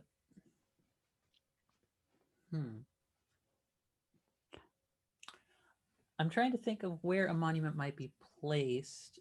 The given It that could the just waterfall, it could just be a mountain, yeah, I mean like you are in the mountain itself. Yeah. I mean or you a are cave. close. The cave is currently attached to one of the mountains, so you could go to the back of this cave and try and enact whatever the ritual is. Sounds good to me. So what is Yeah, the I'm gonna. story? I think I tell it a story about when I was very young, and I think my older sister had said something that pissed me off or bothered me. Um, and being in a little, a 6-year-old tizzy, I ran off and managed to fall into uh, the first relatively steep ravine that I could possibly find because I was not a very sensible young little naturalist. Um, and I tell it the story of how I learned how to use command nature for the first time to have the vines in the ravine kind of grow and strengthen enough to hold me. And as I clambered my way out of this ravine, I just I wandered around the forest for a little while before running into no less than the entire force of the town out looking for this foolish missing child, which resulted in a lovely little bonding moment that lasted all of 2 days before we went back to our normal fighting times. But I basically tell the story of how I gained my first naturalist power as a wee baby. As a wee bairn. Excellent. Yes, indeed. As you tell the story, the words seem to. It's like tiny little like seedlings begin emerging from out of the ground. The ground is covered. It just looks like it's a thin layer of frost. It's just covered over the whole ground, even in the interior of the cave. And you watch them just like little seedlings, like the frost lilies that you saw along the way, are starting to just grow and peek through and just cover a section of the wall. They're perfect. I love that.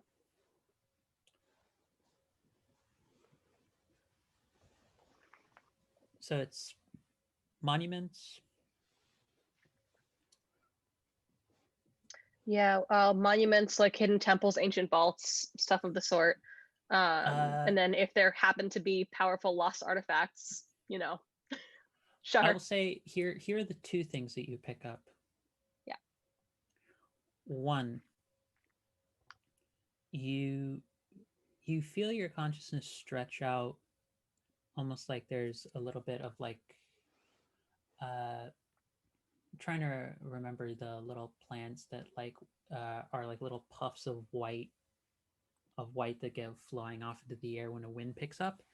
Dandelions? Dandelions, yeah. Dandelions, that's what it is. It's almost like the frost lilies let off like little seed spores that are like little like blue and white dandelion puffs that they surround you, and you feel like your consciousness is drifting off along with them and moving through the winds and the frost and the blizzard and cold. And there's somewhere far deeper in the mountains. It's strange. It's almost like you're taken to an area just hanging in midair somewhere out in the mountain range. Like there's no space currently occupying, there's nothing occupying that space, but you sense something revered, something,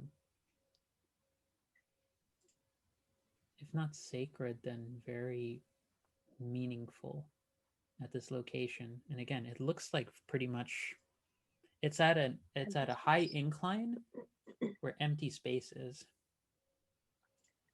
Can I try and catch a sign of any kind of landmarks that might help recognize the place? It's funny, again, it looks like it's somewhere just deeper amidst the mountains. Okay. But in addition to that, somewhere closer to one of the peaks, to where you would imagine one of the peaks of the mountains would be, once again in empty space, it's almost like you interpret it, the like energy, the connection to those meaningful artifacts, you see it as distinct snowflakes. And let me just do a quick count quick of something. 1, 2, 3, 4, 5, 6. You see five snowflakes there that seem to pulse with an energy very similar to the mantle.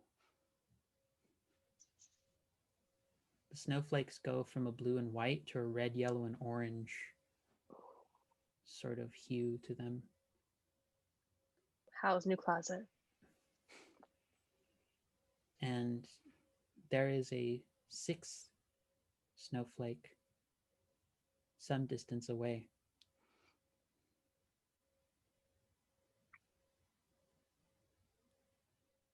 Some distance up above the waterfall, some path nearby, and it looks as though it's moving. And now it looks as though it's stopped.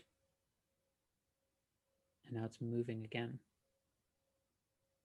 Is there a regularity to its movement, or does it kind of seem like just moving in a random direction for a certain amount of time and then stopping? And like, is it regularity, or is it kind of more irregular? It looks as though it's moving, it stops, and then it keeps moving.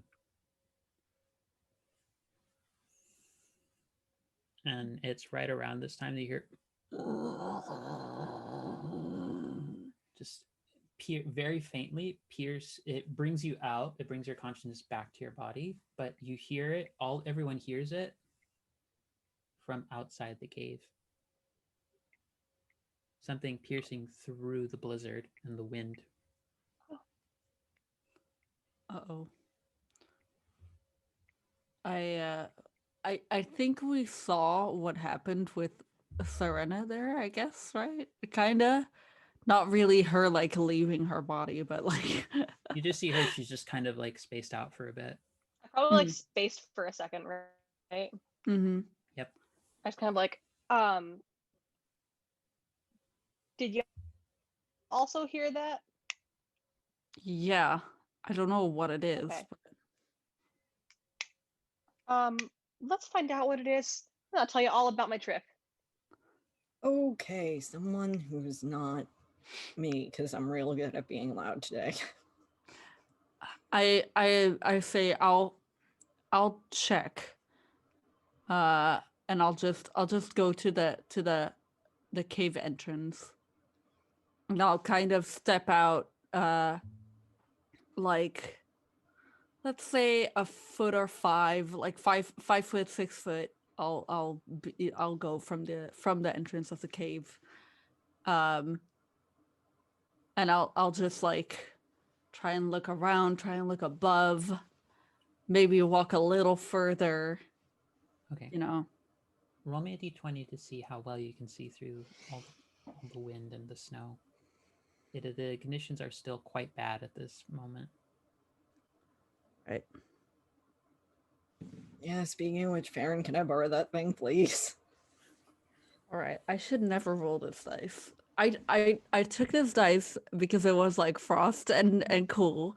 But I remember that it rolls like ass. So it's a 6. That's just on the cusp of tough choice.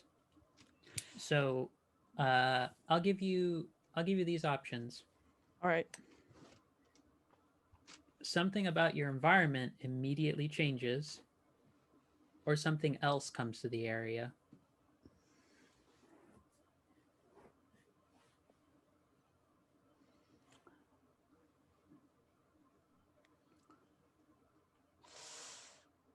I would like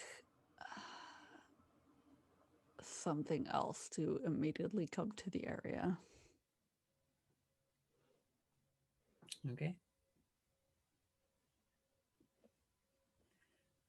You hear, as you're looking around, you are able to spot and hear very faintly through all the wind and through the snow. You hear the sound of wings flapping.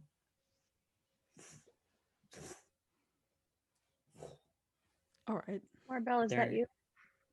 They are not Marbell's massive wings, though from the sound of it, they are quite large. There's something more leathery and bat-like to the wings. And very faintly, you see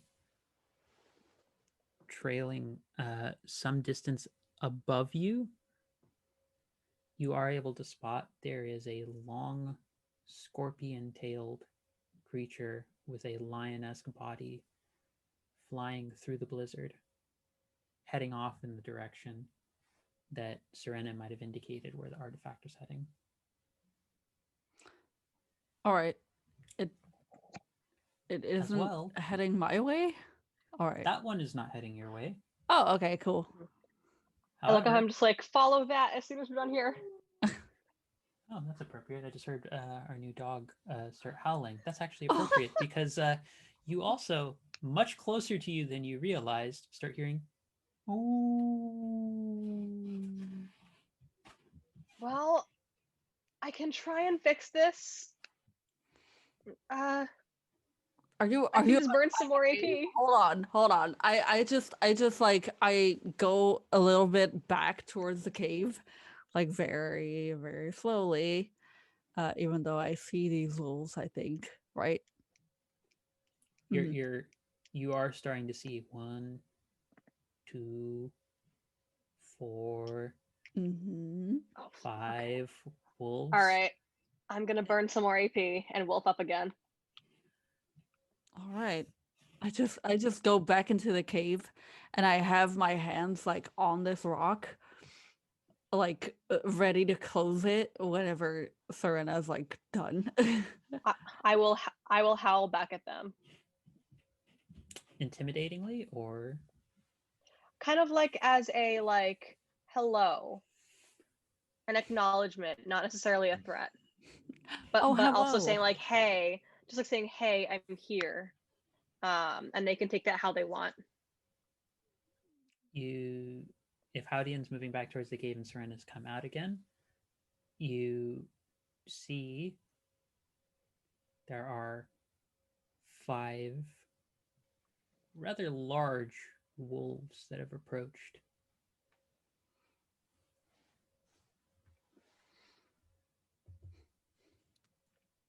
I will stand my ground. Maybe take a step forward just to indicate, like, hey, just so you know, this is my territory. We can be like, we can be acquaintances, but stay away from each other. We will learn from our past mistakes and not go for the aggressor, but we will stand our ground.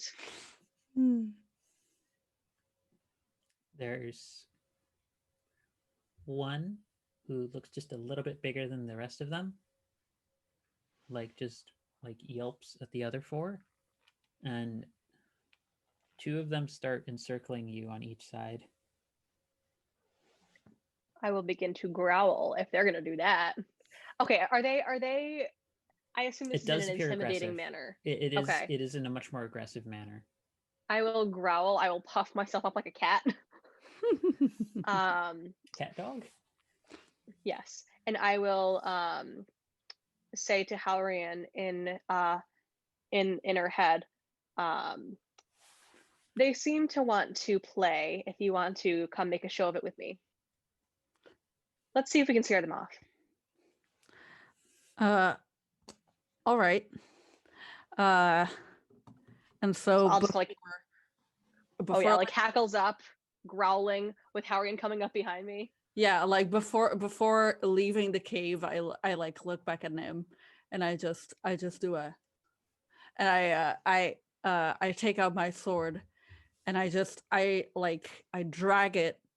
I first like I slam it onto the stone that's beneath me, and I drag it so you hear like that scraping sound, and then I come out of the cave and it's like into the snow, and then I take up the sword, and it like spews forth some snow like towards them, and I just put it on my shoulder, and you just hear me now. And now we're conveying the leave if you want your heads mentality. Okay, I would like one of you to roll me a d20. By the way, Nim, you're able to see from, if you're still back in the cave, you do see Farron has poked their head out with the bow and just has one knocked already in the event that this goes south. Nim is just looking over like, only if it goes south. Yeah. Would you like to throw or should I throw? Let's see what happens. I've got a wolf dice. All right, go right ahead. Wolfish.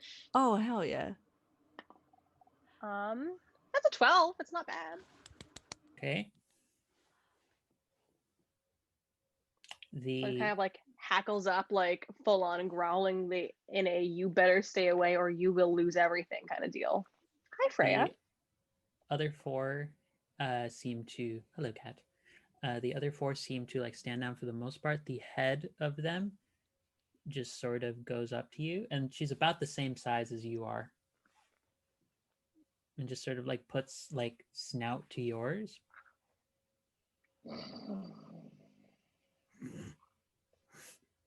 This is the second time today that a large creature is breathed in my face. Yes. I will wait for her to do the wolf acquiescence thing. The other 4 seem to be losing interest and like backing away. She does not appear to be moved just yet. I will stand my ground and be like, "Oh, you better not. Don't try it." Is Hal already out of the? Yeah. I was outside right next to Serena. There is you're both soon to be shivering. Well, maybe not in Serena's case, but probably in Howdian's case. That's all right. Pair of individuals, one of whom is wielding a big fuck off sword. Yep. Preparing it's the blade blade too, so it's like red and like full of fire. I'm gonna bear some fangs. Okay. Cool. Again. Oh boy. Oh boy. What's the worst that can happen aside from my die literally falling on the ground? 17. There we go. Fangs come out, very sharp, very large.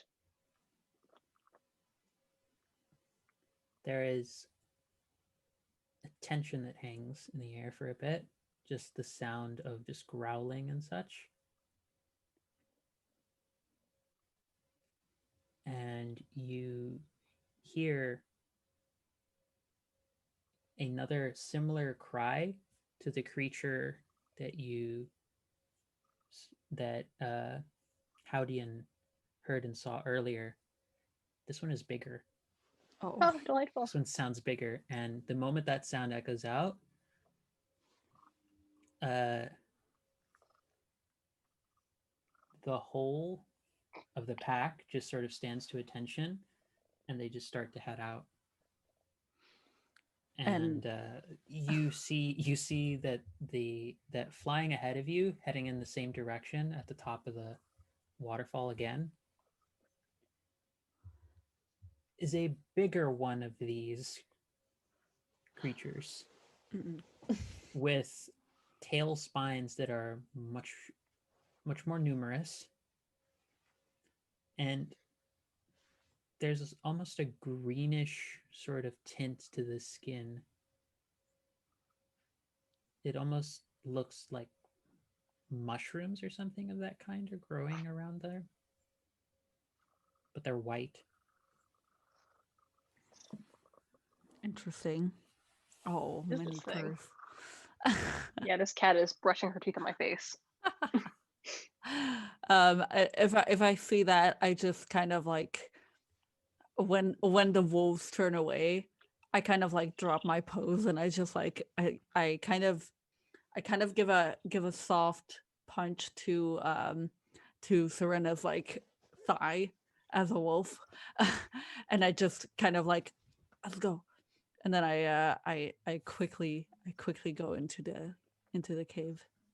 I follow my friend Hal back into the cave. Mhm.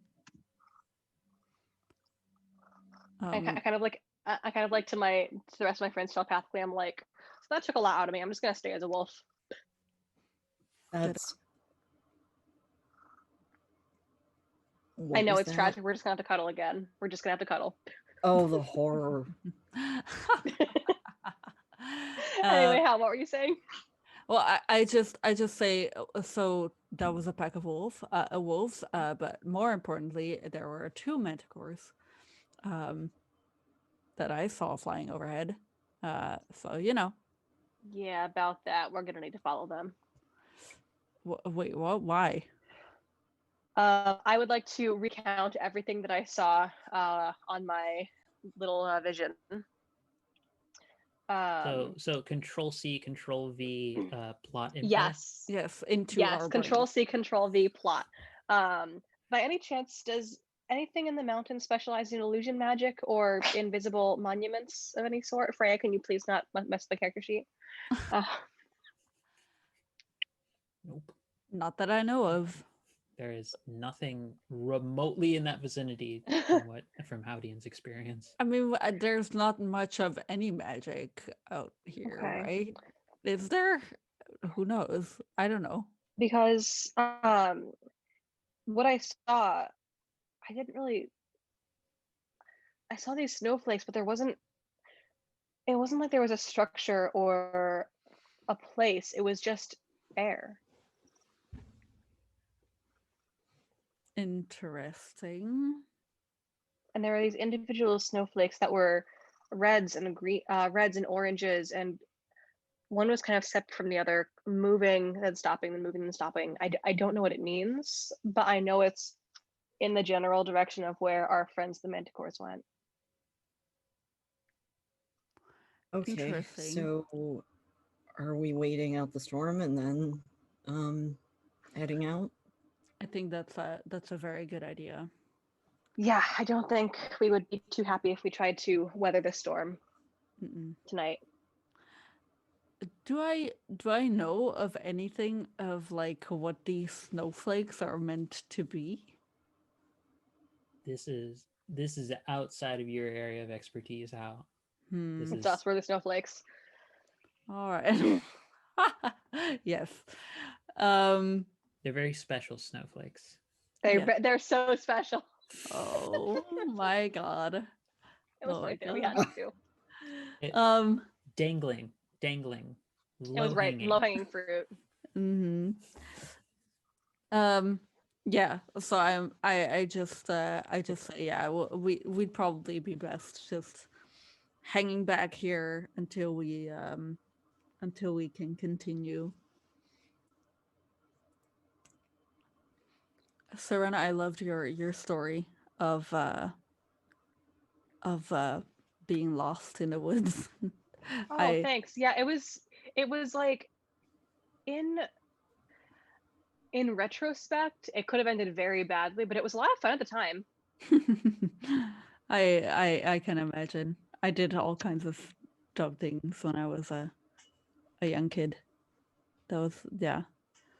Dumb things. With my giant friends. They were really cool. Oh yeah, oh yeah. I miss them. I'm glad I'm getting to see them again. Yeah, are they around here? A little bit more up into the mountains. My village is kind of like located beneath them. But yeah, they're close by. They're out here. I think they're still here. I hope they are. I hope they haven't moved on or otherwise. I have no idea why they would. So Hopefully we'll find them. yeah. I mean,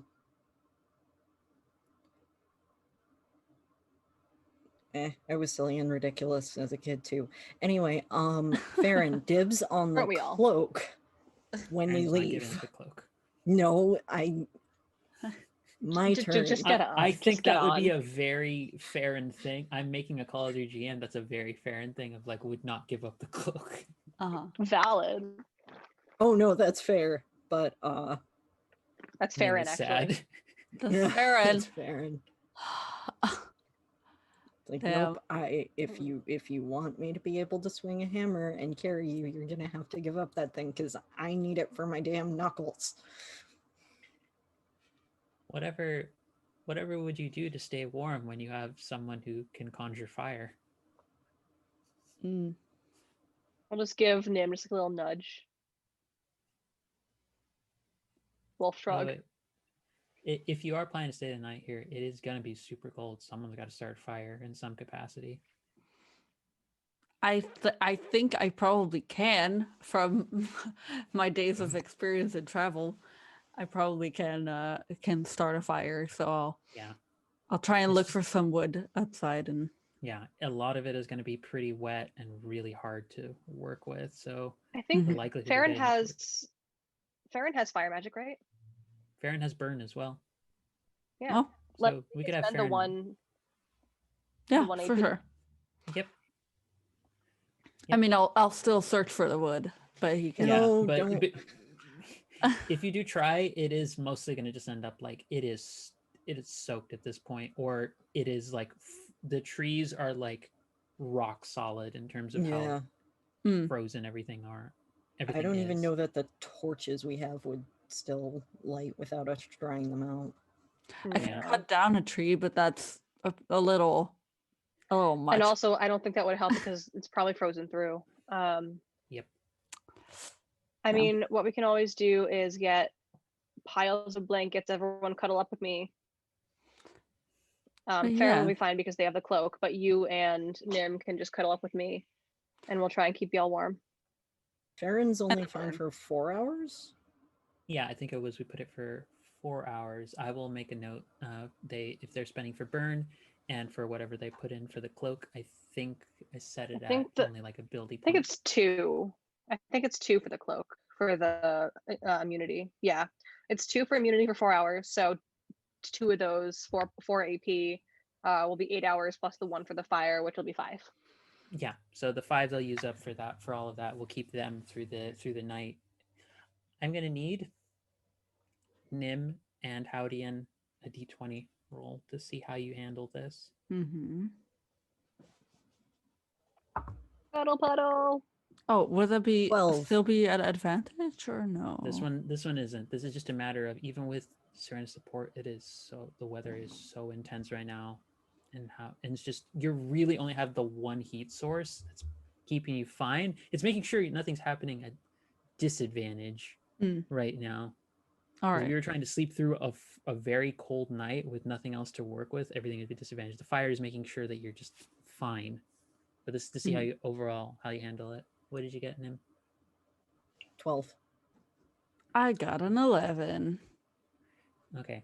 It's really rough with all the armor and everything. It's just, you're trying your best to stay warm through wearing it. Even with taking it off, it's like you don't have the actual metallic aspects like touching you anymore, or having to deal with those aspects of just your hands being near that cold, but you have less layers, so you're having to compensate as best you can with the blankets being near the burn fire. And it's a rough night. It is nowhere near your best level of sleep you've ever had. It's a big contrast to the night you just had before. And by the time you wake up in the morning, it's aching. But I'd say probably from Nim, for probably real life experience and game experience, it's yay cold enough that you don't feel the pain, chronic pain issues. But also it's really, really cold. You're numb enough that you don't feel the pain, but you also don't feel a lot of other things. That's good and bad. Great. I'm just gonna try very hard to keep my I'm lovely going friend to warm. steal that cloak from Farron before the end of this. But you wake up to the next day, and I will say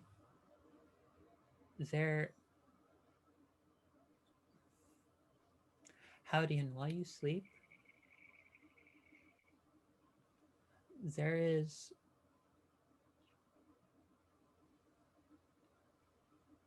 you have images of the snowflakes appear to you as well.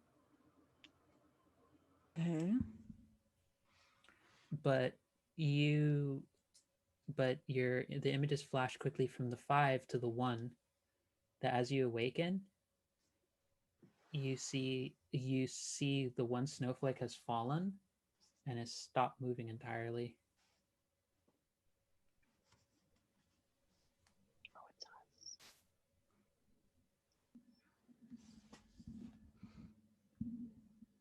Like, based off of what Serena's description, based off her description from the day before, the snowflake was moving and then sort of stopping, and then it was like a constant coming and going. Now it's stopped completely. It stopped completely. There's no movement.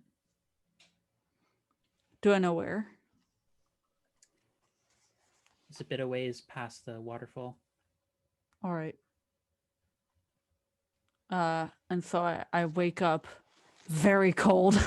And I start putting on my armor. So I saw something in my sleep. The snowflakes. Like creepy crawly in the cave. Oh, no, my no. snowflake. Yeah. I saw the snowflakes. One of them has completely stopped moving. I Like wonder the if one that that corresponds to people. or maybe to the manticores that we saw. Maybe because weren't we the 5 snowflakes that were in a clump, weren't those like orange and yellow and kind of like fall colors? I wonder if that's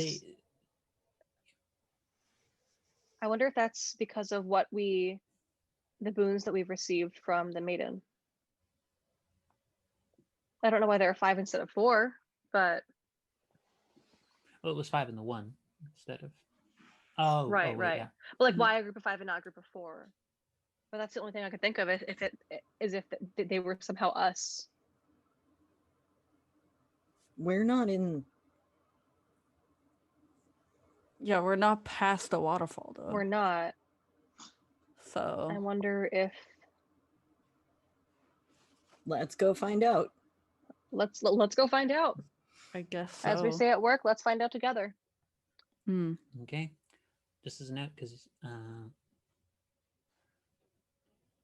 you did manage, I will say for everyone, you get automatic 2 ability points added in because you managed the situation with Marbell. Hmm. So Amazing.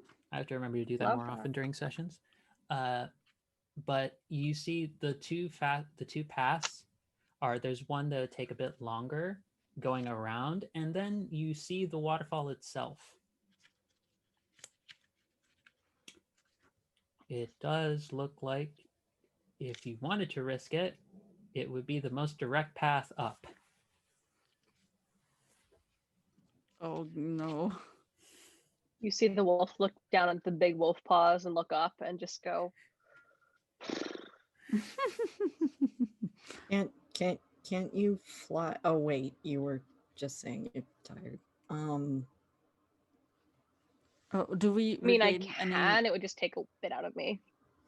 Do We we can regain go. any We can go HP, around. by the way? Huh? Do we regain any HP, by the way? Well, your HP is all back to max right now because you Got took it. a rest. It's just a matter And plus, of It's a matter of keeping it that way. right. while Yeah, we're And like, moving. plus we saved some time because Marbell helped us get to this place. yeah. So we Mhm. do have a little bit of wiggle room if we think about how long it could have been. All right, all right.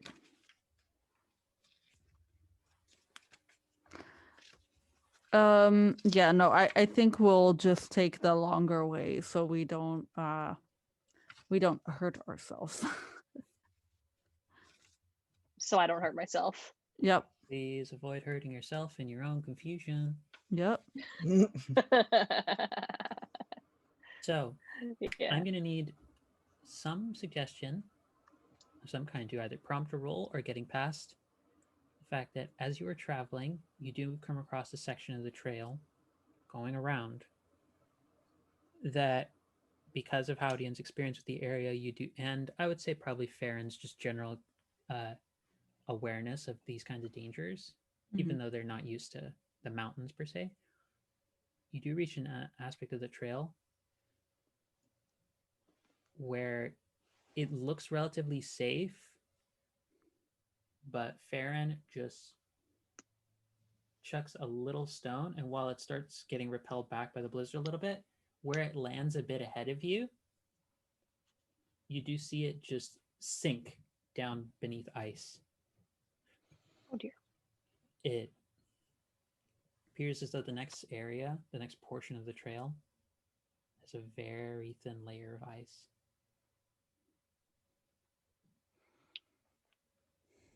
Can we just freeze it more? That's what I was thinking. Like, Farron has freeze. Oh, hey, that was not an actual suggestion, but now it is. I That don't was think a that would Nim help comment that because- became a suggestion. Yes, that was, Right. that was Nim just going, can't we freeze it, and forgetting that they have companions that can do that. I mean, we could try and fashion some sort of boat or canoe out of a nearby tree. That seems like a terrible idea, though, just because it would put us kind of at the mercy of the current.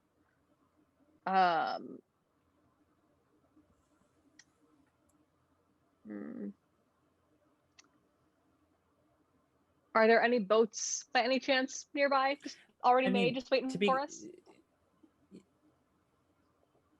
No. I was thinking it through my head. I'm like, nah. I figured. I mean, yeah. we'd be lucky to find a tree. I mean, there are trees nearby right now. They're just like covered in snow. Would be take a while to take down, and there would be some difficulty because they're pretty frozen solid through. And also, it would make a lot of noise. Yeah. Do we know how deep the water is? Would you like to go and test the ice to see how thin Please it do. is? Oh God. What I would like to do is ask someone to grab this my staff and see if it's taller than my staff. Sure. Or Howard, if you want to try your sword, just kind of like lower it into the water and see how. I'll do the here's thing, halberd. It's not like water that as far as you can tell can be submerged. You can dive under. Right now, there, as far as you can see, with this section of the path, it looks as though whole elements of water that had been splashed off from the waterfall have covered a section of the path and formed a thin layer of ice, so that you don't know what parts are stable. Right. Mm. So what When if the we were to rock feel went, our way out? you could. Okay. That is one way. I will be asking for a few rolls to see how successfully. It will probably be a roll for each one of you to make it across, Actually, unless you come so up with something else. there are trees. We have climbing equipment. And I'm small. We have climbing. Wait, didn't we lose our climbing You equipment? lost I one lost set. mine. Nim Okay, lost theirs. okay. So if they were trying to climb up with you, you would be down. Like if you had tried to take the waterfall as your route, you would be down a set of equipment and need to find an alternative way to get Nim up there, for example. Right. That was the But importance of losing the equipment, is that you lose a means to navigate the area. But you do, if Nim just by themselves is using someone else's equipment for something, that is a valid way to approach it. because if I can get across, I can tie off a section. And, you know, if I fall, there, how is strong enough to pull me up? So are you thinking trying to use the trees to like get across the section of the trail and like try and create your own little path with rope, or what is the Yeah, intent? just trying to tie off like maybe a couple of points where we can get across via like using the rope to lift weight and pull, as opposed to like walking and putting pressure on the ice. You kind of just use have you ever seen those like like some of the emergency sled vehicles where it's like you don't you if you can tie off a line, you send like a sled that is heavy enough but you can like pull up on, but it's not also kind of like about the distribution of weight too. Yeah. Okay. Well, you're not stepping, you're right. Like I could theoretically sploot and just sploot my way across. But... You could, but it would be its own entertaining but hazardous affair. Yeah. But it was still funny. Nim, if that's what you want to try and do, I need a d20 roll to see how successfully you tie across everything, and to ensure nothing else happens while you're trying to set up the first points to make it easier for the rest of the group to get across. Okay, Halloran, please just pull me up if I fall. And Farron, maybe help if you're still over there. I put the rope around a tree first, and then I like put it around myself, and then I just like hold on to both ends of the rope, like one over here and one over here, and I just like... I'm going to take off the majority of the ridiculous pack of weapons that I have. That will be its own separate thing that has to get across because of how heavy it is. So bear that in mind. Yeah, I know. I am keeping the hammer that is, because warhammers have a pick ends to them. Yeah. Good point. Yeah. The pick would also be a very good way to just test the ice as well as you're going. Yeah, but also if it's a warhammer, it's kind of heavy. That's which true. is why I didn't want to like... Your climbing gear might have one of those as well too. I figured that if I'm pulling myself across, I'd be able to also kind of push down with like a toe or so, just to... That's true. Roll d20. Let's see what the results are. Please be nice. 10. That's a tough choice. Yeah. Do you want something to happen to your gear, or do you want something to happen to you? I am going to beat the Haurian of this entire adventure. It'll be me. Do as I say, not as I do. Oh man, I could go on the worst water slide ever, or Oh, I think I know what gear I would use. I'm picking gear just because I don't want to lose somebody else's, like... I mean, I'm holding on to. Yeah. So, Nim, you This make it is true. across. And you are fine. However, the section that you left behind your weapons, Oh, the shit. weight of the weapons, you just start hearing a...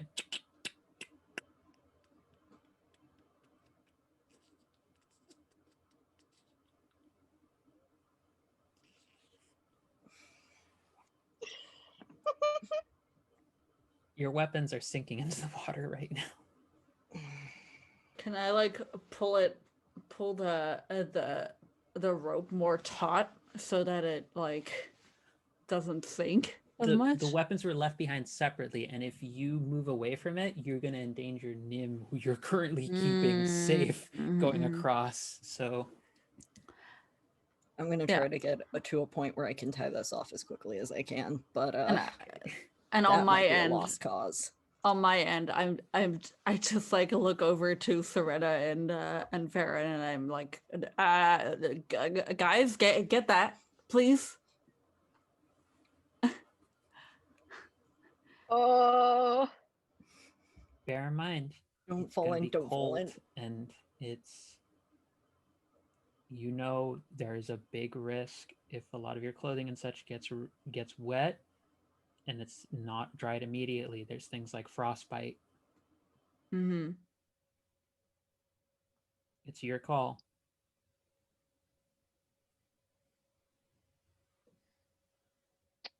do I know it's how? not worth it if you... Do I know how well wolf fur is insulated against liquid? It could insulate it. I'm gonna rule it as such. You'll last for a little bit, but any extended period of time out in this cold of weather with wet fur is gonna be gonna rough. suck. It's gonna suck, and I'm probably gonna start putting damage or disadvantage, one of those bare minimum. Like like getting wet in very cold weather is one of the worst things you can have 100%. happen to you. We're at like losing fingers level of dangerous. That's even for a wolf, like that's a case of like your paws will get frozen, and that's even when you shift back, that's going to be damage. I'm just gonna like sploot my way across very far from that hole.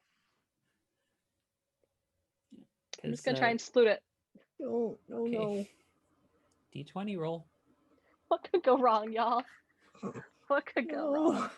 Let's see. Let's use the very cold-looking die. Mm-hmm.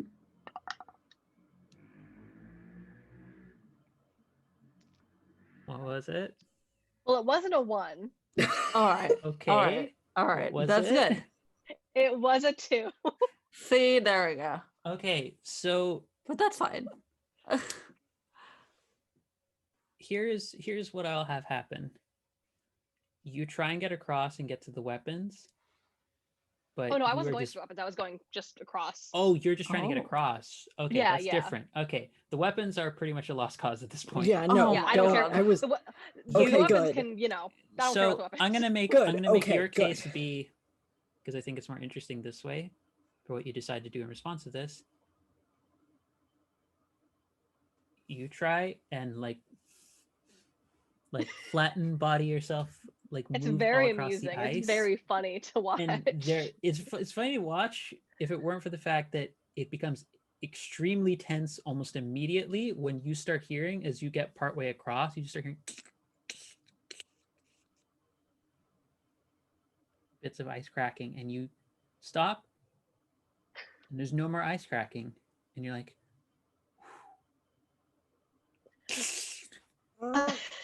you fall in, and also I'm gonna have the like minor hiccup being Farron's ice is starting to get cracked as well. They have not fallen in. You have fallen in. They have not fallen in, but they are like, oh shite, oh shite, shite, shite. Like it's just a long exclamation of obscenities as they're trying to figure out what their step is. So what does the group do in response to this? You need to figure out very quickly, because Yeah. either build these or come up with something very fast, because you're Who's sinking. near? Who's near? Who right now? Howdian is probably the most far back.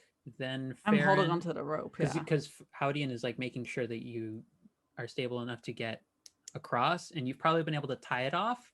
But Nim, you are the furthest across this section of the trail. Serena is probably next, but is starting to sink into the water already. Then Farron, who has a bunch of ice that's beginning to crack around them, and then Howdian. So the closest one to you is Serena. Farron, tightrope walk now. Okay.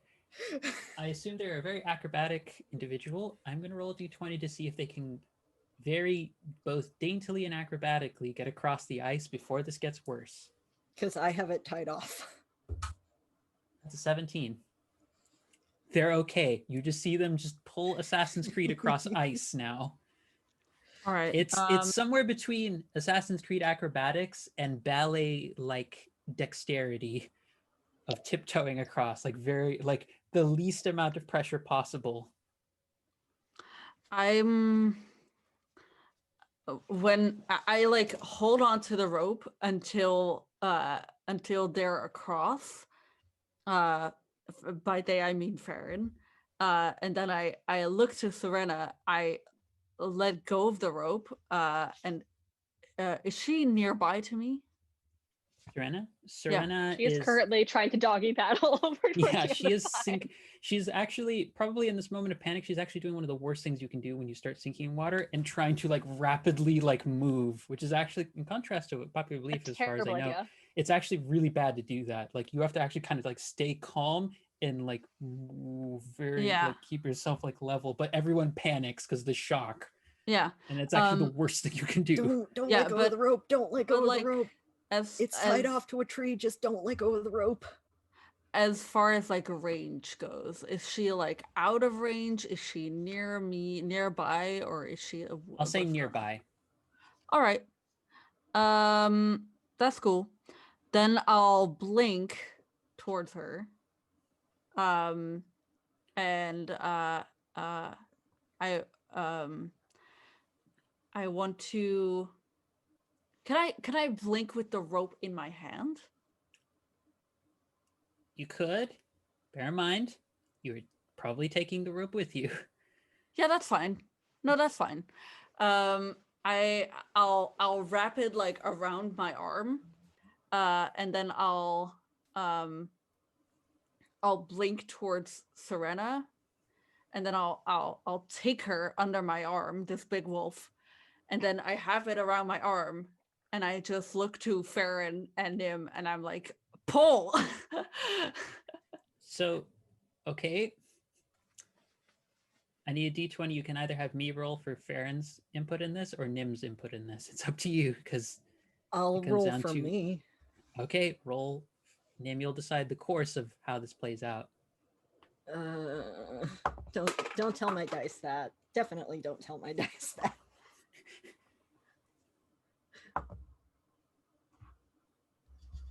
$15. That's enough. So not. It's a very strenuous set of like 5-10 minutes where there is a very wet wolf just being pulled out of the water by a very buff, fire-haired, like beef, like. I'm just like full on, just like so sad, this very sad, wet, bedraggled wolf. Oh no! I just like y'all, I need a fire right now. Set me on fire, please. Well, I immediately like pull out a blanket and I start like patting you dry, and then like dry-ish, as dry as I can. Get the water off, get the moisture off. Yeah, and then I do so with myself, and then you just see my hands probably just like absolutely purple from the cold. Yeah, it's bad. It's very bad right now. And my lips are like quivering, and they're like purple as well. Like it's if you don't do something to address this, I'm gonna say like probably realistically be faster than this, but like if you don't do something within the next hour, this is going to start getting bad. Mhm. We need to find a place to stay, hide somewhere. I will say burn, the 0 AP version of burn blows hot air. That makes creatures uncomfortable. Would it be enough to dry? I would say Like a- dry. Like a flash dry, or at least a flash, like I would say a flash it would de-dampener? keep. I'll put it to you this way: it will ensure, so long as you are not actively out in the cold, you will not start actually dealing with immediate frostbite. But if you keep staying out in the cold, even with that burn in effect, it's not going to be enough. Yeah. Like you need to get out of Yeah. this weather right now. What's If the area real fast? You do see some distance away through the wind and the snowfall. There is another cave entrance somewhere nearby. Okay. Nope, I'm taking that mantle from Farron and I'm throwing it over How. Oh, interesting. Okay. I'm just Farron like, is "No." now experiencing the full force of the cold, so I'm gonna roll d20 to see how they deal with this. They roll a natural 20, so they're perfectly fine. Wow. If ever there were a moment not dealing with the cold's effects, they like look like they're about to make a show, and they're like, "Oh, it's fine. Fuck, it's still cold, but it's fine." It's like, Nim is going to try to keep the blanket around Serena and just be like pointing to the cave and be like, "Let's go." I all of a sudden Yeah. feel warm, and I'm like, okay. And I'm like, yes, sir. Also, Inez, Yes, I ma'am. sent you a message real quick. When you get a perfect. chance to answer it. Oh, it's warm time. Yep.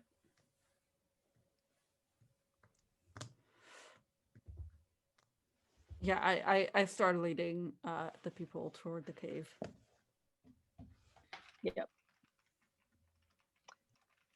Yep, we gotta make a fire and then flash dry ourselves. Yeah. Farron can deal with the fire. Yeah, Farron starts going in, and they stop after they get a portion of the way in, and they say, I think all of you might want to get a look at this first." It's like, oh, Okay, I'm going over and Hold on. One moment. I'll pull up something real quick.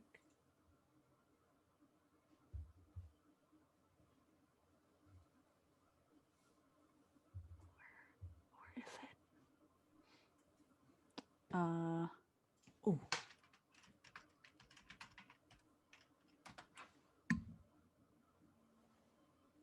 Okay.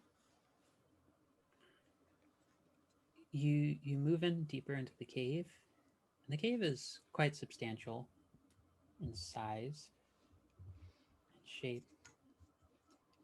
And you notice, you take note of just how tall and how wide the cave is, because resting against the back wall is a humanoid figure, but much bigger than you're used to seeing. We're talking roughly in the range of about 21 feet tall. Oh. She appears to be wearing the best immediate visual reference I can give you all, if you want to look it up on Google and such, is cholitas from the Andes Mountains, specifically Bolivia. So they have these kind of long, typically have long kind of flouncy, almost blousy kind of like skirts and such. They're usually of thin materials. This one seems to be made out of like hand sewn kind of like llama wool and dyed by hand. There's a long sort of almost like pashmina kind of like scarf, but it carries all the way down to about right around the base of her stomach. Very deep. Let me see. Her skin. She has a kind of flared out open dress. that looks as though it has blue and purple with ice magically clinging around the hem and collar. It looks as though she has a headpiece that's very similar to, think like the little tramp, like the old school Hollywood films, like the little tramp kind of like black hat, Hmm. except it's more composed out of flowers that look like frost lilies and geraniums. And the hair has vitiligo, styled almost with like ice crystals where the lightened hair is. And the skin is deep brown, but with light white and blue patterns all across it, like snowflakes. Oh, it's so cool. I'm gonna marry her too. But yeah, you just see her just kind of there, and Is she awake? she looks like Is she alive? she's barely breathing, Uh-oh. and Oh, and you see her open one like massive eye, and she seems to look over in Howdian's direction, and she just says Nilane. Oh my god. Oh god. And Oh then no. she just passes out. Oh god. Oh What? no. And that is where we're ending the session today. No. What? No. No, bruv. Of course. Oh my god, no, bruv. Oh. As you have wandered into a cave where it seems as though you have encountered a frost giantkin Oh. who Oh is very no. hurt. And as a last note, for all across her dress, there are claw marks and look like there are puncture marks, like a long pointed spine has been piercing it. No. Oh my god. All right. I'm gonna cry. Okay. Oh no. Okay. So that is where we're cutting off our session for this week, as ran out of time to do a couple of the things I'd originally had planned, but Damn.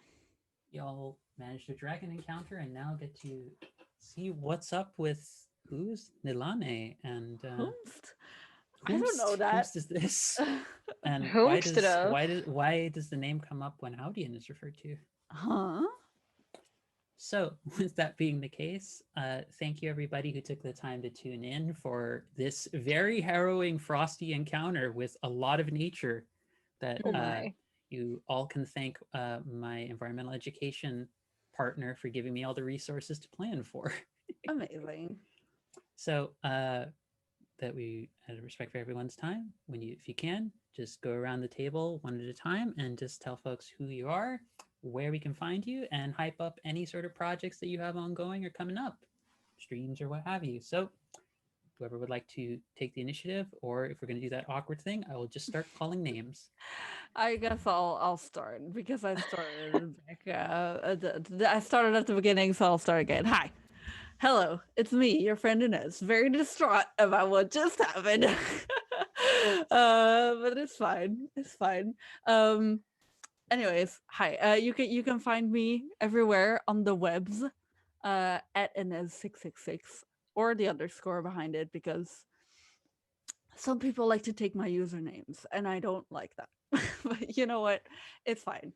You can find me mostly on Twitter, where just yesterday I posted an application for a podcast I'm making. Oh my god. I'm making a podcast. It's called People of Passion, and it's about people who are very passionate about different things. Sometimes you have a topic that maybe a little too much about, and you can talk about for about hours. So please, I invite you, come talk to me for hours about that topic because I want to hear all about it. I want to open myself up to more education and other people. And also I want to give you a platform to talk about your things and your cool stuff that you know a lot about. So yeah, on my Twitter, there's an application form. Maybe I'll have to pin it. I'll pin it to my profile. Yeah, you can apply, and it's going to be a monthly podcast. So every month there's a different guest, and I just talk to people and do cool things. Sounds good? I think so. Uh, other than that, I am planning on getting back into streaming real soon. So on Twitch, you can find me at ns666. And I do a variety stream where I sometimes do makeup, sometimes talk to the camera, sometimes play games, whatever. If you like that sort of stuff, then come by. Yeah, other than that, I love you. Congratulations on y'all's new president. So we don't really have to call out for the vote anymore, but thank you for voting. You're all really cool. Black lives still matter, even if there's a different president. And also Black trans lives matter still. So I love you, and take care of yourself. Alrighty, thank you, Inez. Next up, somebody. Yellow. Hello, hello, hello. Hi, friends. My name is Jen. I have been playing your very sad wet dog, Serena, all session. I can be found on Twitter at JenBurb. That is JIENBIRB, not to be confused with Fireburb. That's Angela. But yeah, we took a big step. We're not done fighting. We got more. We got so much more to do. But good start. Good start. Y'all know what I'm talking about. Anyway, yeah, that's me. I'm kind of boring, but sometimes I have fun here. You're not boring. You're very interesting. Thank you. Aw. And very fun to play with. Exactly. Oh, that's sweet. I will say I do have this nasty habit of falling for every single character Angela builds. So like, you know what? Valid. I'm I taking feel this as just a point of pride at this point that You apparently all of should, my you characters are just should. attractive. They are. It's just It's a okay, giant I'll frost just- giant lady. It's okay. I'll just be on the ace side of that spectrum, going like, yes, I will just happily hug Pupper. Yeah, it's I deeply will funny because bring I'm the in most Star Elves again, just to Oh. see what happens. like I am the You most have horny one. ace You person have you'll ever one meet. thing on me. One. I'm an opportunist, Gabriel. I just need the one thing. Hi, I'm Gabriel. I am on Twitter under a more normal username now because my other one was nice for me but very confusing. Starless Solid on Twitter, also Starless_Solid on Twitch, where I will probably start doing a couple of weeknight games for people who either want to see snowy things during winter, where I'm just going to play Skyrim and other pretty snow games, or Flower. I have 2 moods. And I also usually post my art on Twitter as well as any writing projects. I do have a couple of things in the works, but yeah, so follow me on Twitter and Twitch. Wonderful. I could not help but want to respond to that last bit of 2 moves by saying there are 2 nature gays inside of you. One of them is snow and the other one is flower.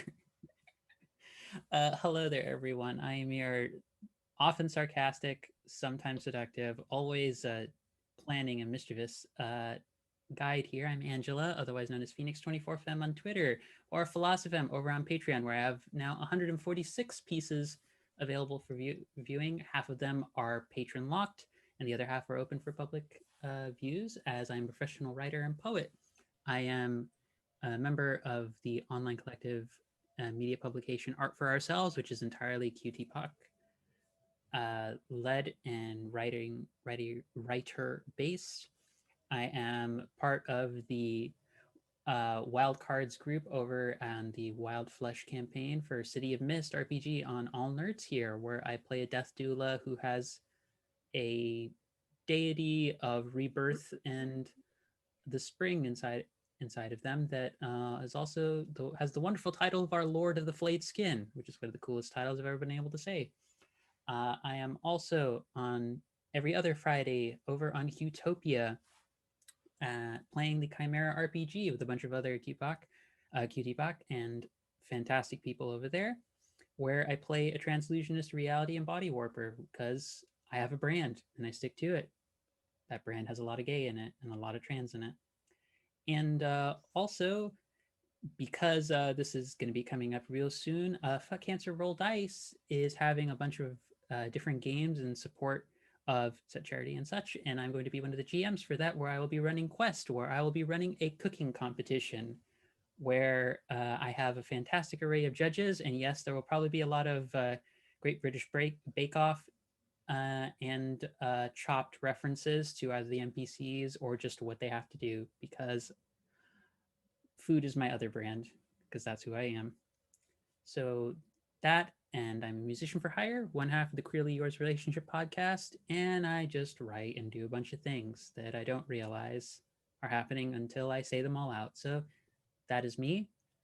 That is our game for this week here on Heroes Without Limits for the Plains of Providence Quest RPG campaign. And it's been a pleasure to have you all here tuning in to our hijinks, the flirtations, and the sad wet doggos. We'll Love a see sad how wet next, doggo. Yes. Hell yeah. we will see how next week goes for our group as they figure out how many more NPCs they can fall in love with that I'm about to introduce. Come on. You can just call me Because- out, you know. I mean, I'm aware. But as a nice fun for thought as we head out, if one snowflake was one giant, imagine what the other 5 snowflakes are. Ah. Until then, Thanks, I hate it. take care, everybody, and we'll see you next week See here y'all later. for Plains of Providence. Take care, folks. Love you. Bye.